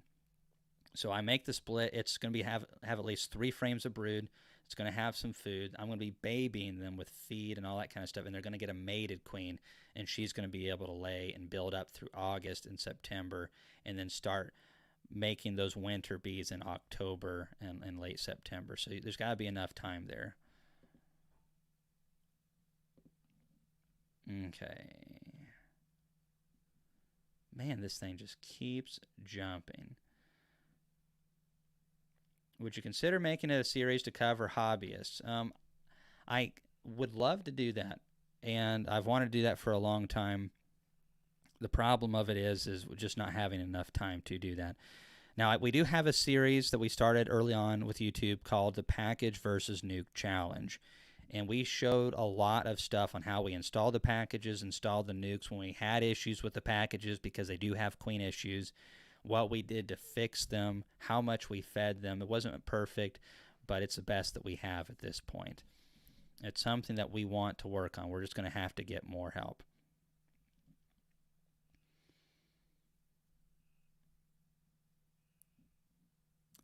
Yeah, darn, now I owe you commission. That's right. I want a good, let's see. Yeah, I want 5%, Zach. 5 darn percent. That's what I want. Should I be concerned about a neighbor who puts up a June bug or Japanese beetle trap bags? No, you shouldn't be worried about that. Shouldn't affect the bees at all. I've seen those before. I've never seen bees fall into them myself. Hope Saller says, use the 5-frame nuke system, got 10 out of 15 going. Well, good luck with all those, Hope, and I hope you get some good queens out of that. And I didn't mean that joke there at all. I do hope that you do well.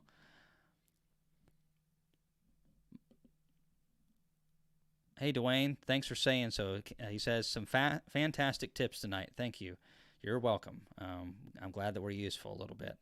My focus is on bee health this year. I got the vaporizer you demonstrated, monitoring 3 times a year thanks to you. Happy Canadian Day. Is it Canada Day? Is there a Canada Day? I don't think there is in the U.S., but happy Canada Day back to you Canadians. We have a lot of fun.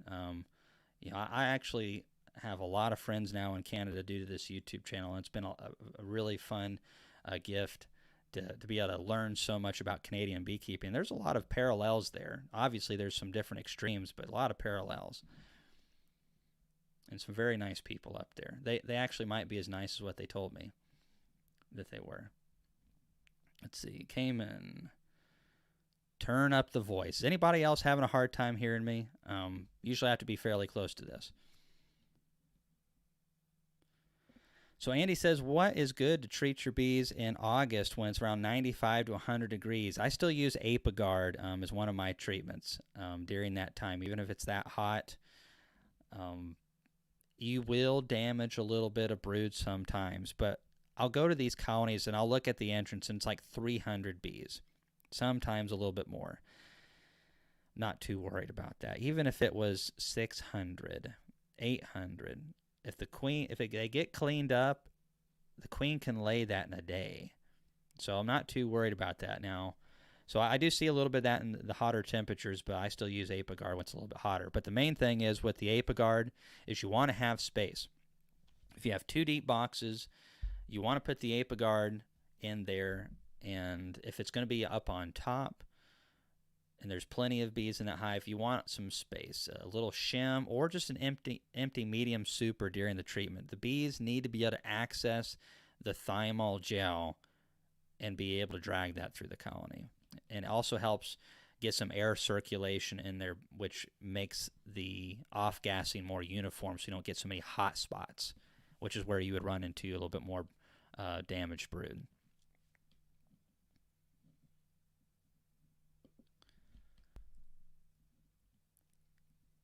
Hey, Cliff, no problem. Glad to help you make and with a name like that, just make sure you drop over again sometime. Just cannot help it.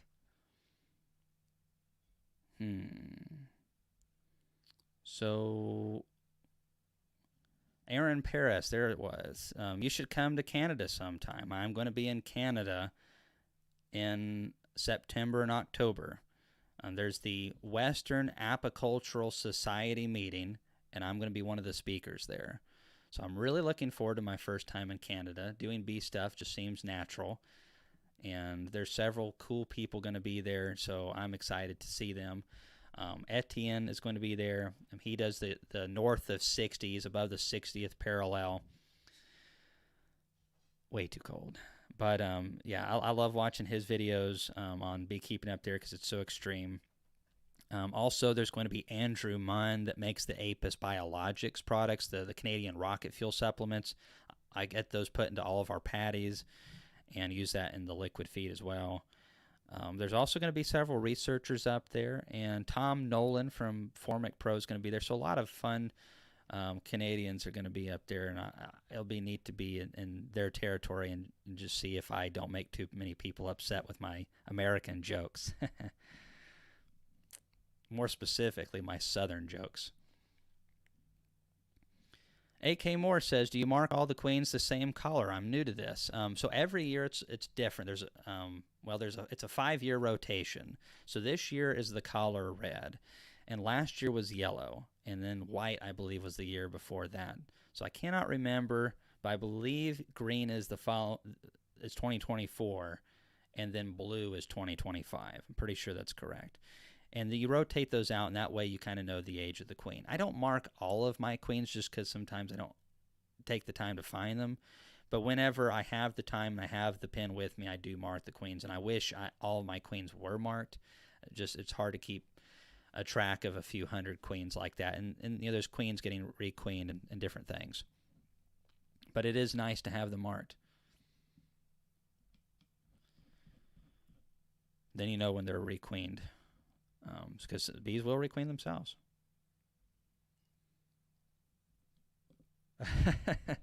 Zach, write me a check and I'll send a semi-load your way. Yeah, the check's in the mail, Zach.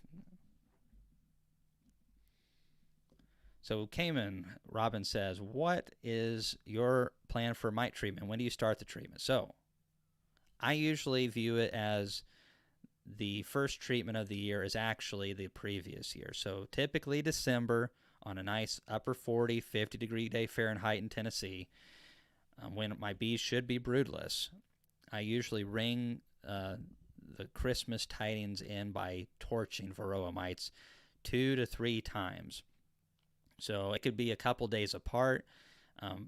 If you get 3-day stretch and it's like 50 degrees, 49 degrees, 48 degrees, do it one day, come back 2 days later, hit every colony again with oxalic acid vapor in December when they're broodless. That's, I consider, my first treatment of the year. That resets things. 1 treatment I don't think is enough. I think 2 is good. Bob Benny does 3 treatments in wintertime, and I think it's important. That's your opportunity to clean them up. One of the biggest advantages of carnies, Russians, and bees that have those tendencies to not brood all through the winter like Italians like to do in the south is that you have exposed Varroa, and that makes your oxalic acid vapor treatments better. Clean that slate. Get it done. Then the next time I'm going to treat, typically, is this month, and we've already been treating. We pull the honey supers off. We start treating Apiguard. You can use other products if it's cool enough, formic acid, all that kind of stuff. So treat end of June. This is Tennessee, mind you. The honey flows over. Treat them now. The mites typically aren't too high at this point, but they're starting to get there.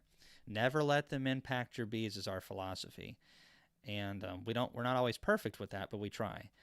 And then I'm going to come back in late August. So It's not even a full 2 months, but it's almost 2 months after. And I'm going to do alcohol washes, and we typically treat again. And some people call this overkill. I call this my bees don't have any mites hardly in the hive, and they're running at 100% peak efficiency. And so they go into winter with bigger clusters, and they come out of winter powerful and make splits and make honey. It takes more money, it takes more work, but I get more money and I get more work out of my bees. Thanks for all the heads up on the volume sounding good, guys. What's your trick to staying cool when working bees in this heat? I don't go out. I say, Laurel, hey, those bees need this done to them today. Let me know how it goes. That kind of stuff. That works really good in keeping cool. It's terrible. There's nothing you can do about it. There's some neck fans that you can use. I've actually got one over here. And they really keep your face dry, and instead of having like a hat or a headband. Wow, definitely got the beekeeping hat hair today. And this will just really keep your face dry. The problem of it is if you use it for several hours, your lips will get chapped with that much wind hitting it. So I don't like it for that reason, but it'll keep just sweat from pouring all down your face on those hot, humid days.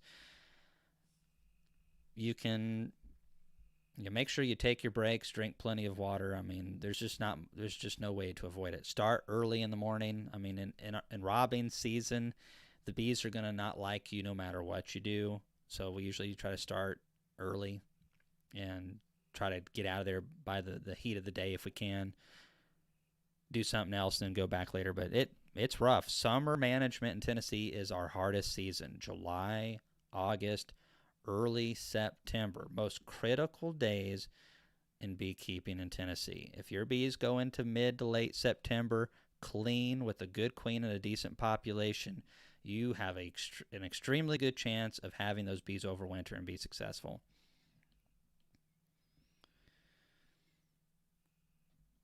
All right, Cayman. Xerxes Society put out a report that honeybee keeping was detrimental to native bees. What is your feeling on this?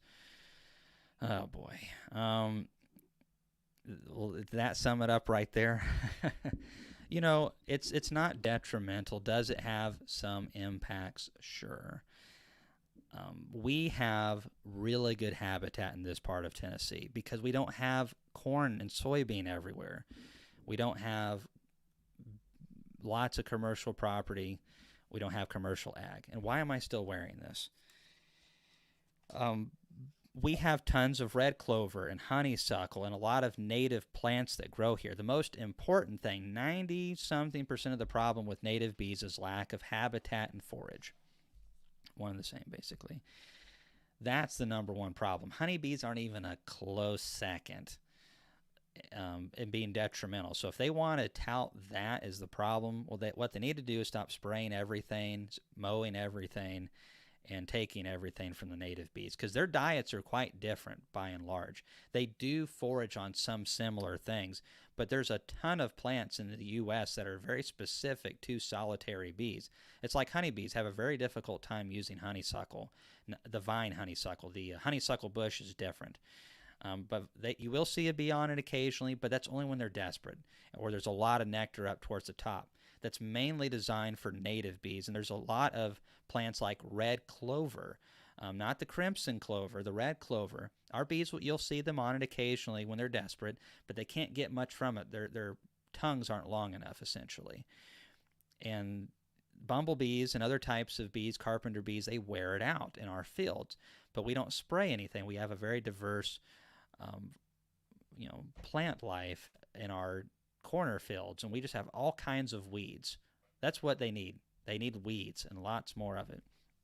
So bees aren't even close to that problem. Those kind of things, they put that stuff out so they can get attention and people to click things. And there are groups that actually are trying to get less bees in the hands of beekeepers because they feel like it's a problem, but it's the dumbest thing I've ever heard. If you get rid of beekeepers in the country, expect to pay triple the price for your fruits and vegetables and grains. So they can't have their cake and eat it too. You struck a nerve. Thanks for that one. Cayman just won an award for worst dad joke. I'm assuming that's, yeah, worst dad joke. Hey, you ain't seen nothing yet. Hey, Lindsay Homestead Farm says, Cayman, are you still seeing some nectar in your bee yards? Nope, not a thing. So Eastern Society Beekeeping. So maybe you're talking about the EAS, Eastern Apicultural Society. I'm not going to that one. Western Apicultural Society, which will be in Calgary, Canada, this year. And I'm really looking forward to that one. I've never been to EAS. I've heard good things about it, though. I have been to HAS, but I'm not going to be there this year. I was there last year. I wasn't speaking there last year. I just went to do some investigative work, and it paid off. So are you familiar with Better Bees honey test? Would my sourwood be more valuable with the percentage on the label? I am not aware of Better Bees honey test. I've got to call David Peck and see what's up with this. If they've got that going on, I'm very interested. There are some companies, that do that. I wonder, though, if they are doing it themselves or if they're actually upcharging slightly, sending it off to a lab that already does it. And I'm not saying they're doing that, but I know some companies, that's what they do because they have better marketing than those little companies do. But it might, Three Boys Bees, be valuable if you're trying to do a thing or two. If you feel like you're having a hard time moving it, there's a lot of competition in your area. But if your honey's flying off the shelves faster than you can fill jars, I don't think it's going to do you any favors. That's why I've never been really super particular. I don't have the fanciest labels. I don't have anything crazy or any tests done, but my honey sells just fine, I feel, and so I don't worry about it. It would be fascinating to know. I'm actually planning to send some of my honey off for a test this year, not because I'm planning to put on my label, just because I'm really curious on what's going on at the tail end of our flow. Yeah, we got that smoke haze all the way down here in Tennessee, and I'd like to say that those Canadians need to keep that to themselves. I mean, whatever they want to smoke, that's up to them, but just I don't want to breathe it. No, I hope everybody's doing okay up there. The Canadians seem to have had a rough time the last couple of years. Flooding, forest fires, long winters, lots of craziness. So Friendly Hen Homestead says, how do we buy Zach's honey? Boy, that's a great question, Zach. I don't think he does small quantities, but I know he does barrels, and if you're on the Big Island, it would be a lot easier to get barrels and stuff like that. Anyone who visits the Big Island should check out goodjobbees.com. They're on the Big Island. They have awesome honey, white honey, different types of local honeys there. And they mix vanilla bean in with the Chiave, and ooh, that's amazing. But how to buy Zach? He produces so much. He really, he wants to sell a bunch at a time, and he's mainly a queen producer. That's what he does. The honey is just a byproduct of having bees, and honestly, it's kind of an annoyance to him half the time. It drives me nuts. I'm just like, man, a good honey year, Lord, please. And Zach's over here going, doggone it, I'm sitting on 90 barrels of honey again. These stupid bees in Hawaii just keep making all this honey. I'm trying to raise queens. It's getting in my way. And it is hard. If you're trying to make splits and you're trying to make a lot of queens, really powerful honey flows make it difficult. But, keep whining, Zach. We won't listen. Tiny Trail Farm, the color scheme goes by the phrase, will you raise good bees? White, yellow, red, green, blue. Ah, cool. I think I'd heard that once upon a time, but I had totally forgotten that. Will you raise good bees? Huh. I'll try to remember that one. All right, Randall Scott has a good question. Do residuals from any treatments affect future honey that's harvested from the same equipment? So I never do treatments with honey supers on unless it is formic acid. Now, you can legally now do that with oxalic acid vapor if you use the legal product.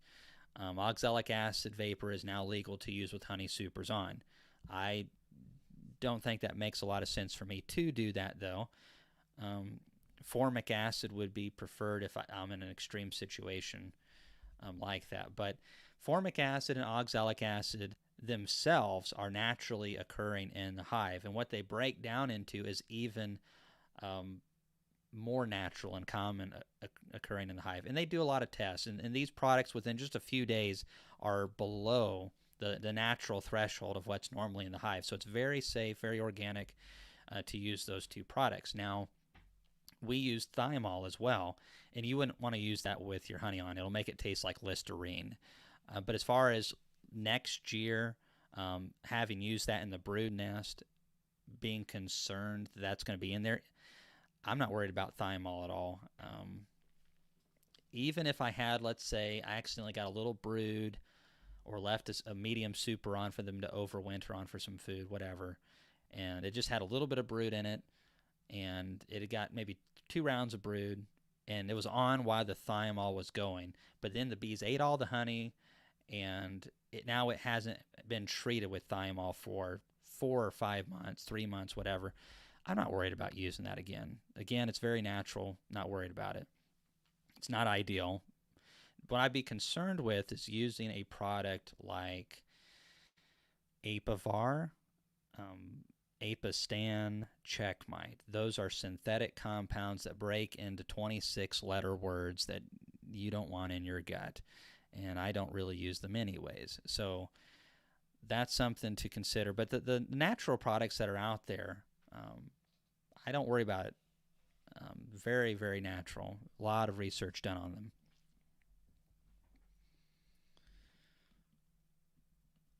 So that was a good suggestion by Sarah. I had forgotten Laurel does this for us. So we get these little, they're called frog togs, like the little amphibian frog, and then Togg, I think, frog tog. And they hold water really good, and they also kind of let air move through them a little bit, and it keeps you cool. So you can, a lot of times we'll take like a bucket of water with us, and it'll have some ice on a really hot day, and we'll put those down in there, and we'll soak those and put those around our neck, and it keeps our, all the blood flow much cooler for a while. We'll go back occasionally and redip those, and that can really help you out a lot on those hot days, tremendously. So those are a nice cheap option. They last a really long time.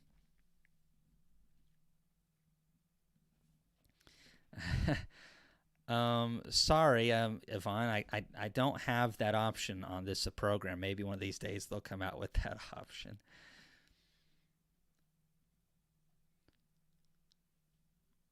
Let's see here. Hey, Cayman, I have about 10 boxes full of honey frames from last year. Kept them in the shed, no critters or bugs. Will it be good to extract? Oh, yeah. I've actually done that before. Maybe not a full year, but several months for some YouTube videos, and worked just fine. The only cause for concern that I think you would have if you kept them clean from bugs, of course, is if you kept them in an environment where they could absorb moisture from the air and the honey could ferment. So always make sure that you keep them in a halfway dry area. Doesn't need to be too dry, or you're going to have the thickest honey you've ever had in your life. And you also want to make sure that oh goodness, it just went right out of my head. There's no problem with, oh, that's it, crystallizing. Some honey crystallizes so aggressively they'll do it in the combs fairly quickly. And so if yours will do that and your combs have crystallized in the last 4 months into that or something, it's not slinging out of there. But if you don't, my honey doesn't really do that in the combs, and it does when it's in a barrel, but it doesn't do it in the combs. So if it's not crystallized and it hasn't got too much moisture content, it should be just fine.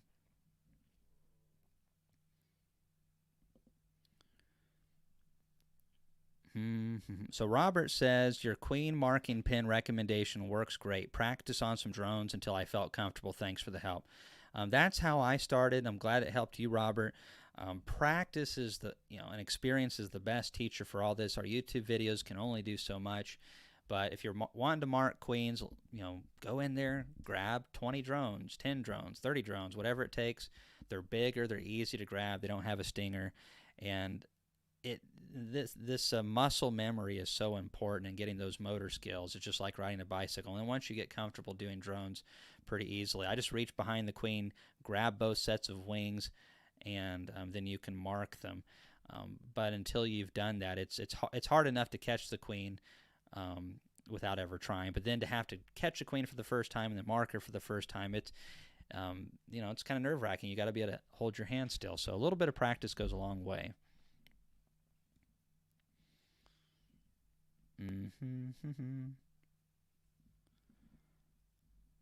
Thanks, Terry. I really appreciate that. So we try to do our best. We have a lot more work to do. We have a lot of things planned and a lot of ideas. We just need to kind of round a curve, so to speak, and that'll happen before too long. Now that we've gotten all this rain, it seems like that smoke from Canada has pretty much dissipated. So Dave Dwyer says, just seen your hands. How you keeping all the propolis off them? It's building up on my Xbox controller.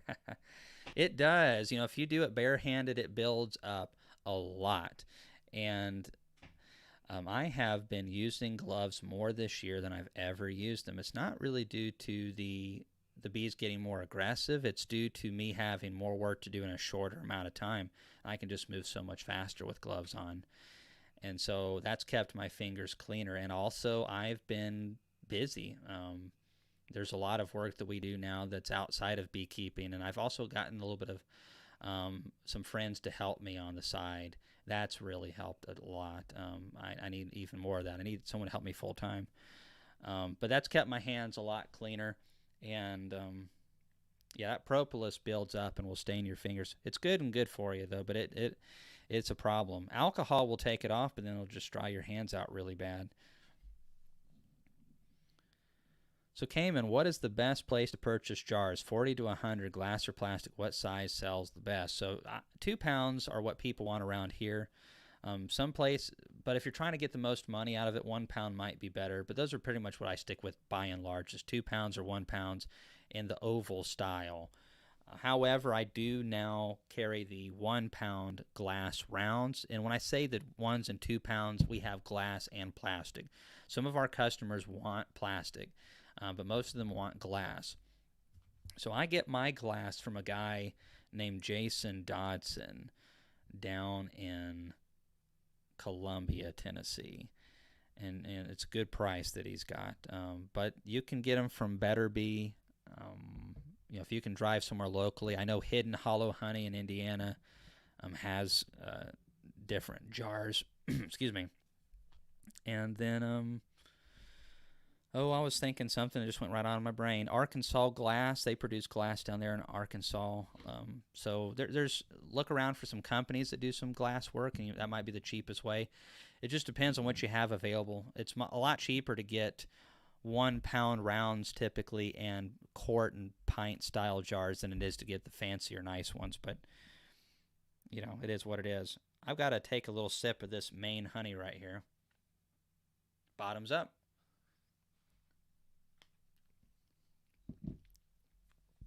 You can really tell when it's real honey. It just got such a floral flavor to it. So Chris Medeiros says, Cayman, where can I get that awesome hat from Kelly's? Well, you can't. They don't exist anymore. Maybe if they have some tucked away in storage, but when I got this, it was when Man Lake bought Kelly's out, and they were getting rid of a bunch of old Kelly stuff. And they gave me 4 or 5 hats. So they said, I was up there speaking at a Man Lake event at the old Walter T. Kelly facility, and they asked if I wanted some. And I said, well, darn tootin', yeah. And so I've got several of these hats, and they're nice. I really miss Walter T. Kelly quite a bit. I never met Walter T. Kelly himself, but the storefront, the way it used to be, was very, very cool. Hey, Louis Bowie, thanks so much for supporting us and coming on. I hope you're having a good night and good time with your bees. We will try to do this again in 2 weeks from now. So I try to do it that way. Well, let me think about that. Hold on. Yeah, 2 weeks from now I'll be speaking in Illinois, so scratch that one. 3 weeks from now, maybe the 22nd. That probably would work right there. 22nd of July. We'll do another live chat. Chris, don't forget, because I will if you forget. Somebody's got to remember. So yeah. We need Cayman in the corny joke club. Hey, I could be president of the corny joke club. I'm telling you. If you all knew my grandpa and my family, especially my grandpas and uncles and stuff, you show up for Thanksgiving, Christmas, it is verbal warfare the entire time. And if someone's not picking on you, obviously they're upset. So that's just the way it is around here. I mean, I go to the store and I'll pick on somebody I've never met before. You can kind of tell who plays the game and who doesn't. Hey, Cayman, would you recommend adding an empty box of double wax Premier Foundation frames to the top of a middle deep colony or in the middle to get them drawn during the dearth I plan to feed? Empty box of double wax foundations to the top of a double deep colony or in the middle. I would add them to the top, Noah Gainer, but I'm definitely bringing some brood up there. One frame's good. If you want to bring up two, even better. Just make sure you have some thin syrup on the regular, and as long as that queen's laying hard and they've got a good population, they'll go up there and do that. I just don't really want to separate that brood out. It'll cause some pheromone gaps, and that could get a queen superseded sometimes, even if they don't need to. And I've never had any problem doing that on top either.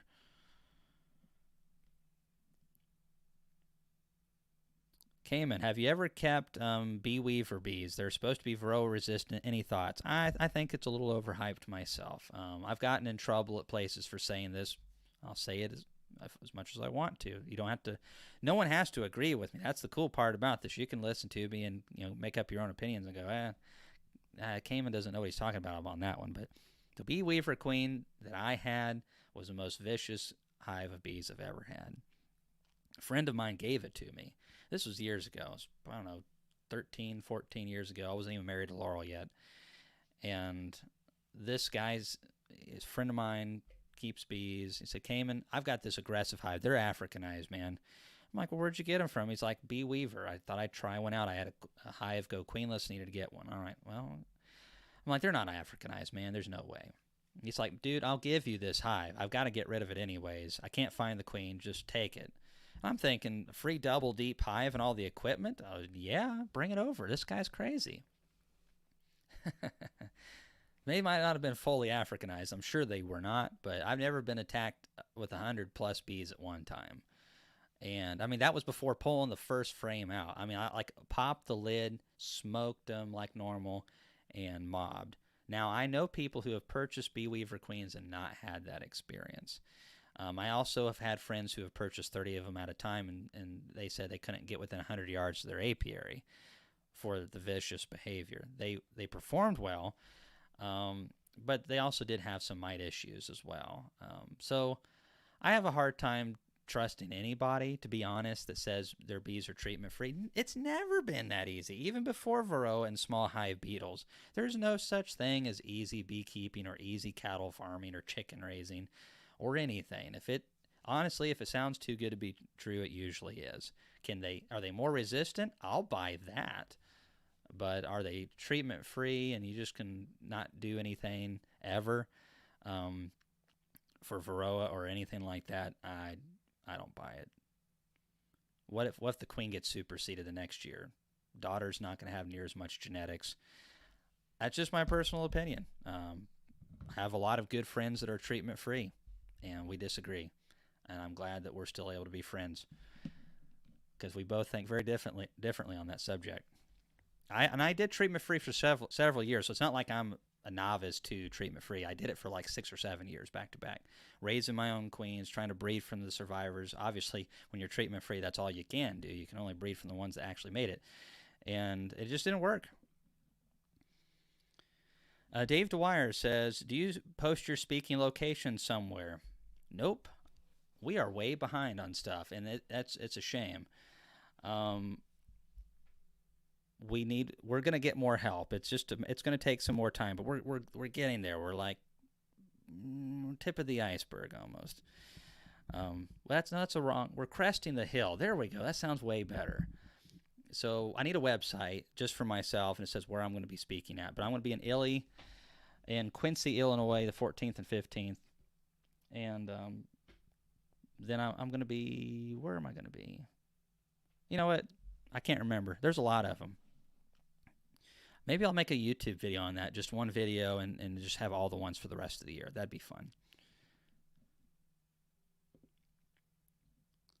Hey, Wildwoods Honey Farms. Hey, Cayman. When a beekeeper gets a laying worker hive, what will you suggest to fix the problem? A queen cell does best because if you have an extra queen cell, they're cheap. You don't have to worry about wasting a $40 queen, $50 queen, all that kind of stuff.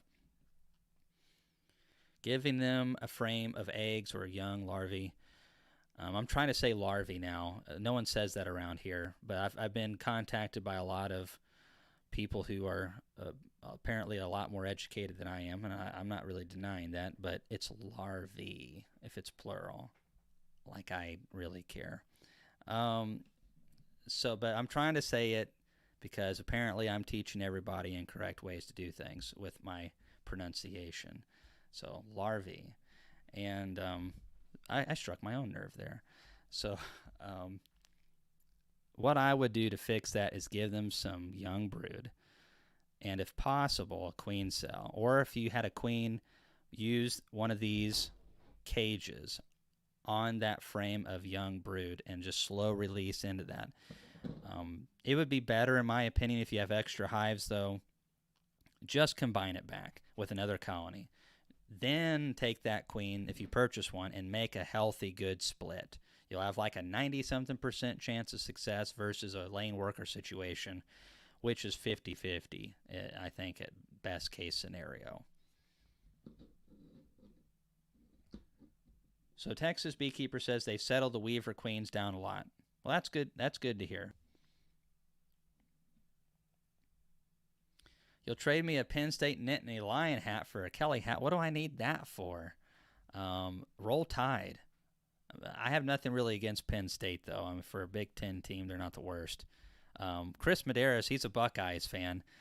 I want to talk about having to deal and work with somebody that literally hates your team.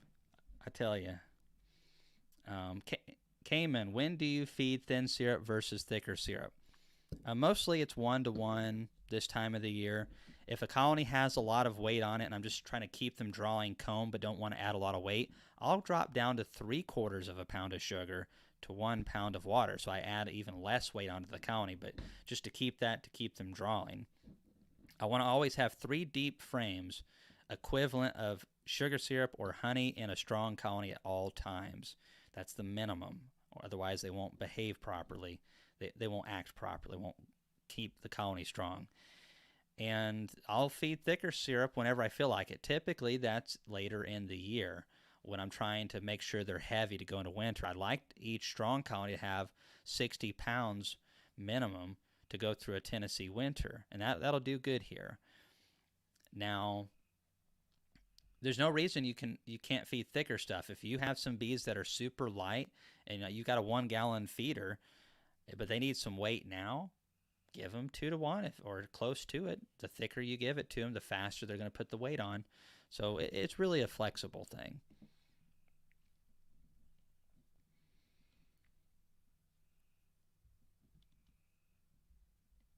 All right. Kazakh, Baghdad, Cayman, first-year beekeeper, retired and loving it. What would you say would be the ideal number of hives I should aim to have so I can enjoy honey lavishly and share it with the neighbors too? Thank you. Good question. And I really think there's a couple different numbers that you could hit to keep it fun and productive. I think for kind of what you're talking about, though, 3 production hives, because with 3 hives, you can produce a good bit of honey, but if it's a poor year, and you're still good. And then if let's say one of your colonies goes queenless, You've got 2 hives to pull from. You can pull a brood frame from this one, brood frame from this one, and you haven't really affected those 2 good colonies much. You've boosted this colony and given it that little boost as it's fallen behind, and then you can order a queen to fix that. Maybe they'll requeen themselves. 3 is a really good number. 2 is when you start getting into risky territory. 1 can be done and 2 can be done, but 3 I think is the beginning stages of sustainability. Any lower than 3 and it's really difficult to be sustainable. And ideally, I would recommend 3 production colonies and then 2 5-frame nuke colonies. So I'd have what would be called a 5/5, and I have a 5-frame that I'd make a split into. So at some point in the year, out of those 3 colonies, I would pull a frame or 2 of brood and go into a 5-frame nuke and add those frames of brood. And maybe you purchase a queen and you put one in there. And the reason you want to do this is sometimes your queens get old and you have issues. And you want to have extra equipment too, just in case you shoot off a swarm. So every year is going to be different. But I always plan on more losses than I actually get. That's how we're sustainable. And so if you have 3 big hives, and you have 2 5/5s, 5-frame and a 5-frame, you can overwinter those in a lot of areas. And they'll have young queens. So if any of your production hives loses a queen, you now just paper combine those back into those colonies. And maybe that's a little bit more than what you'd like. This isn't set in stone, but that's a really nice spot to be in. And if you end up with too many bees, because you will have those years if you're good, where you're like, man, all of my bees overwintered, and now I've got way too many hives. I promise you'll find somebody who wants to buy a hive of bees or a nuke of bees off of you. But keeping your bees alive and keeping it small and fun like that, and learning how to manage around 3 hives is a good spot. I think you don't have to have those backups, but again, 3 is a good number, and you'll have honey and you'll have bees, and you won't be busting your rear end off either, and it'll be a lot more fun. And just keep it in that fun area. So Chammy says he's in the Philippines, and have I tried the oops, I hit the wrong one. Hey, hi, Tex. So Chammy, hi, Cayman from the Philippines. Have you tried Varroa flu? I can't pronounce that. Strips by Bayer. Any good? So we can't legally use those here in the U.S., so I've never been able to even access them, much less try them. So I've only heard small rumors, and I've heard that some people say they've worked good for them, but I've never tried them. I really have no clue. I'd be interested to hear your results if you do try them, though.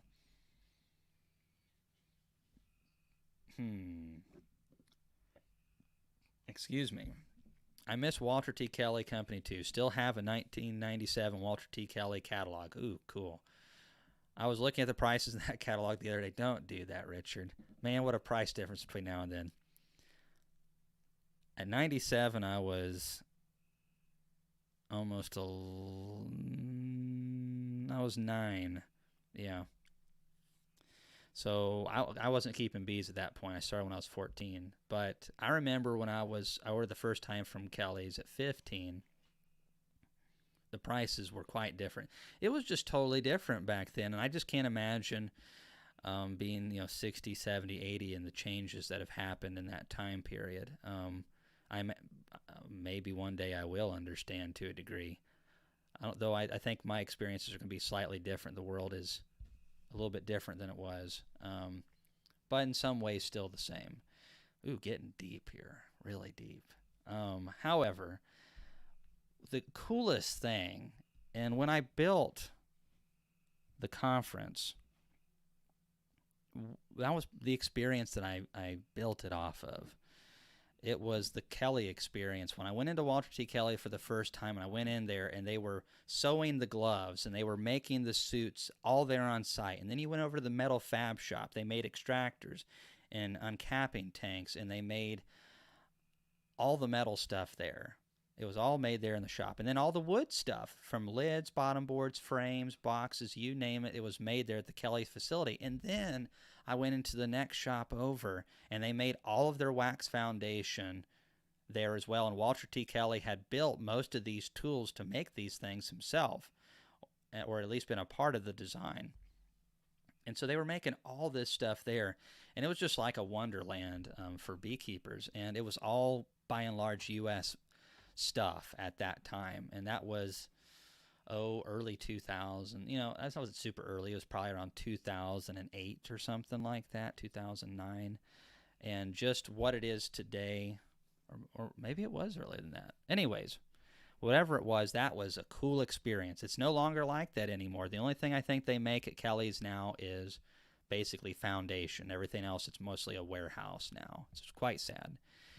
But with the conference, that's what we wanted. We just wanted to have a world of beekeeping there, to where even if it's not in the United States, if it's like from Denmark, like the Swinty products, or Canada or whatever, we really want it there. And we try to make it affordable to where these companies can come in and show you what they specialize in. And it's really a privilege to be a part of all that.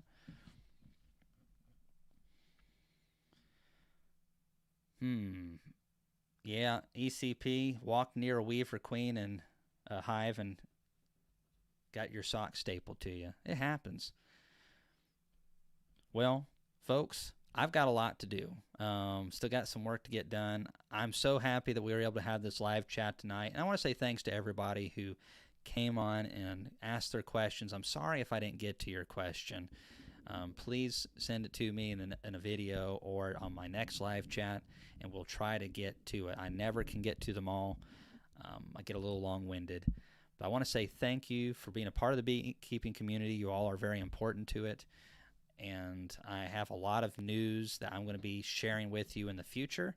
And I really hope that you pay attention and stick around for that and details in the future. So thank you all so much. God bless you. Happy beekeeping, and we'll see you next time.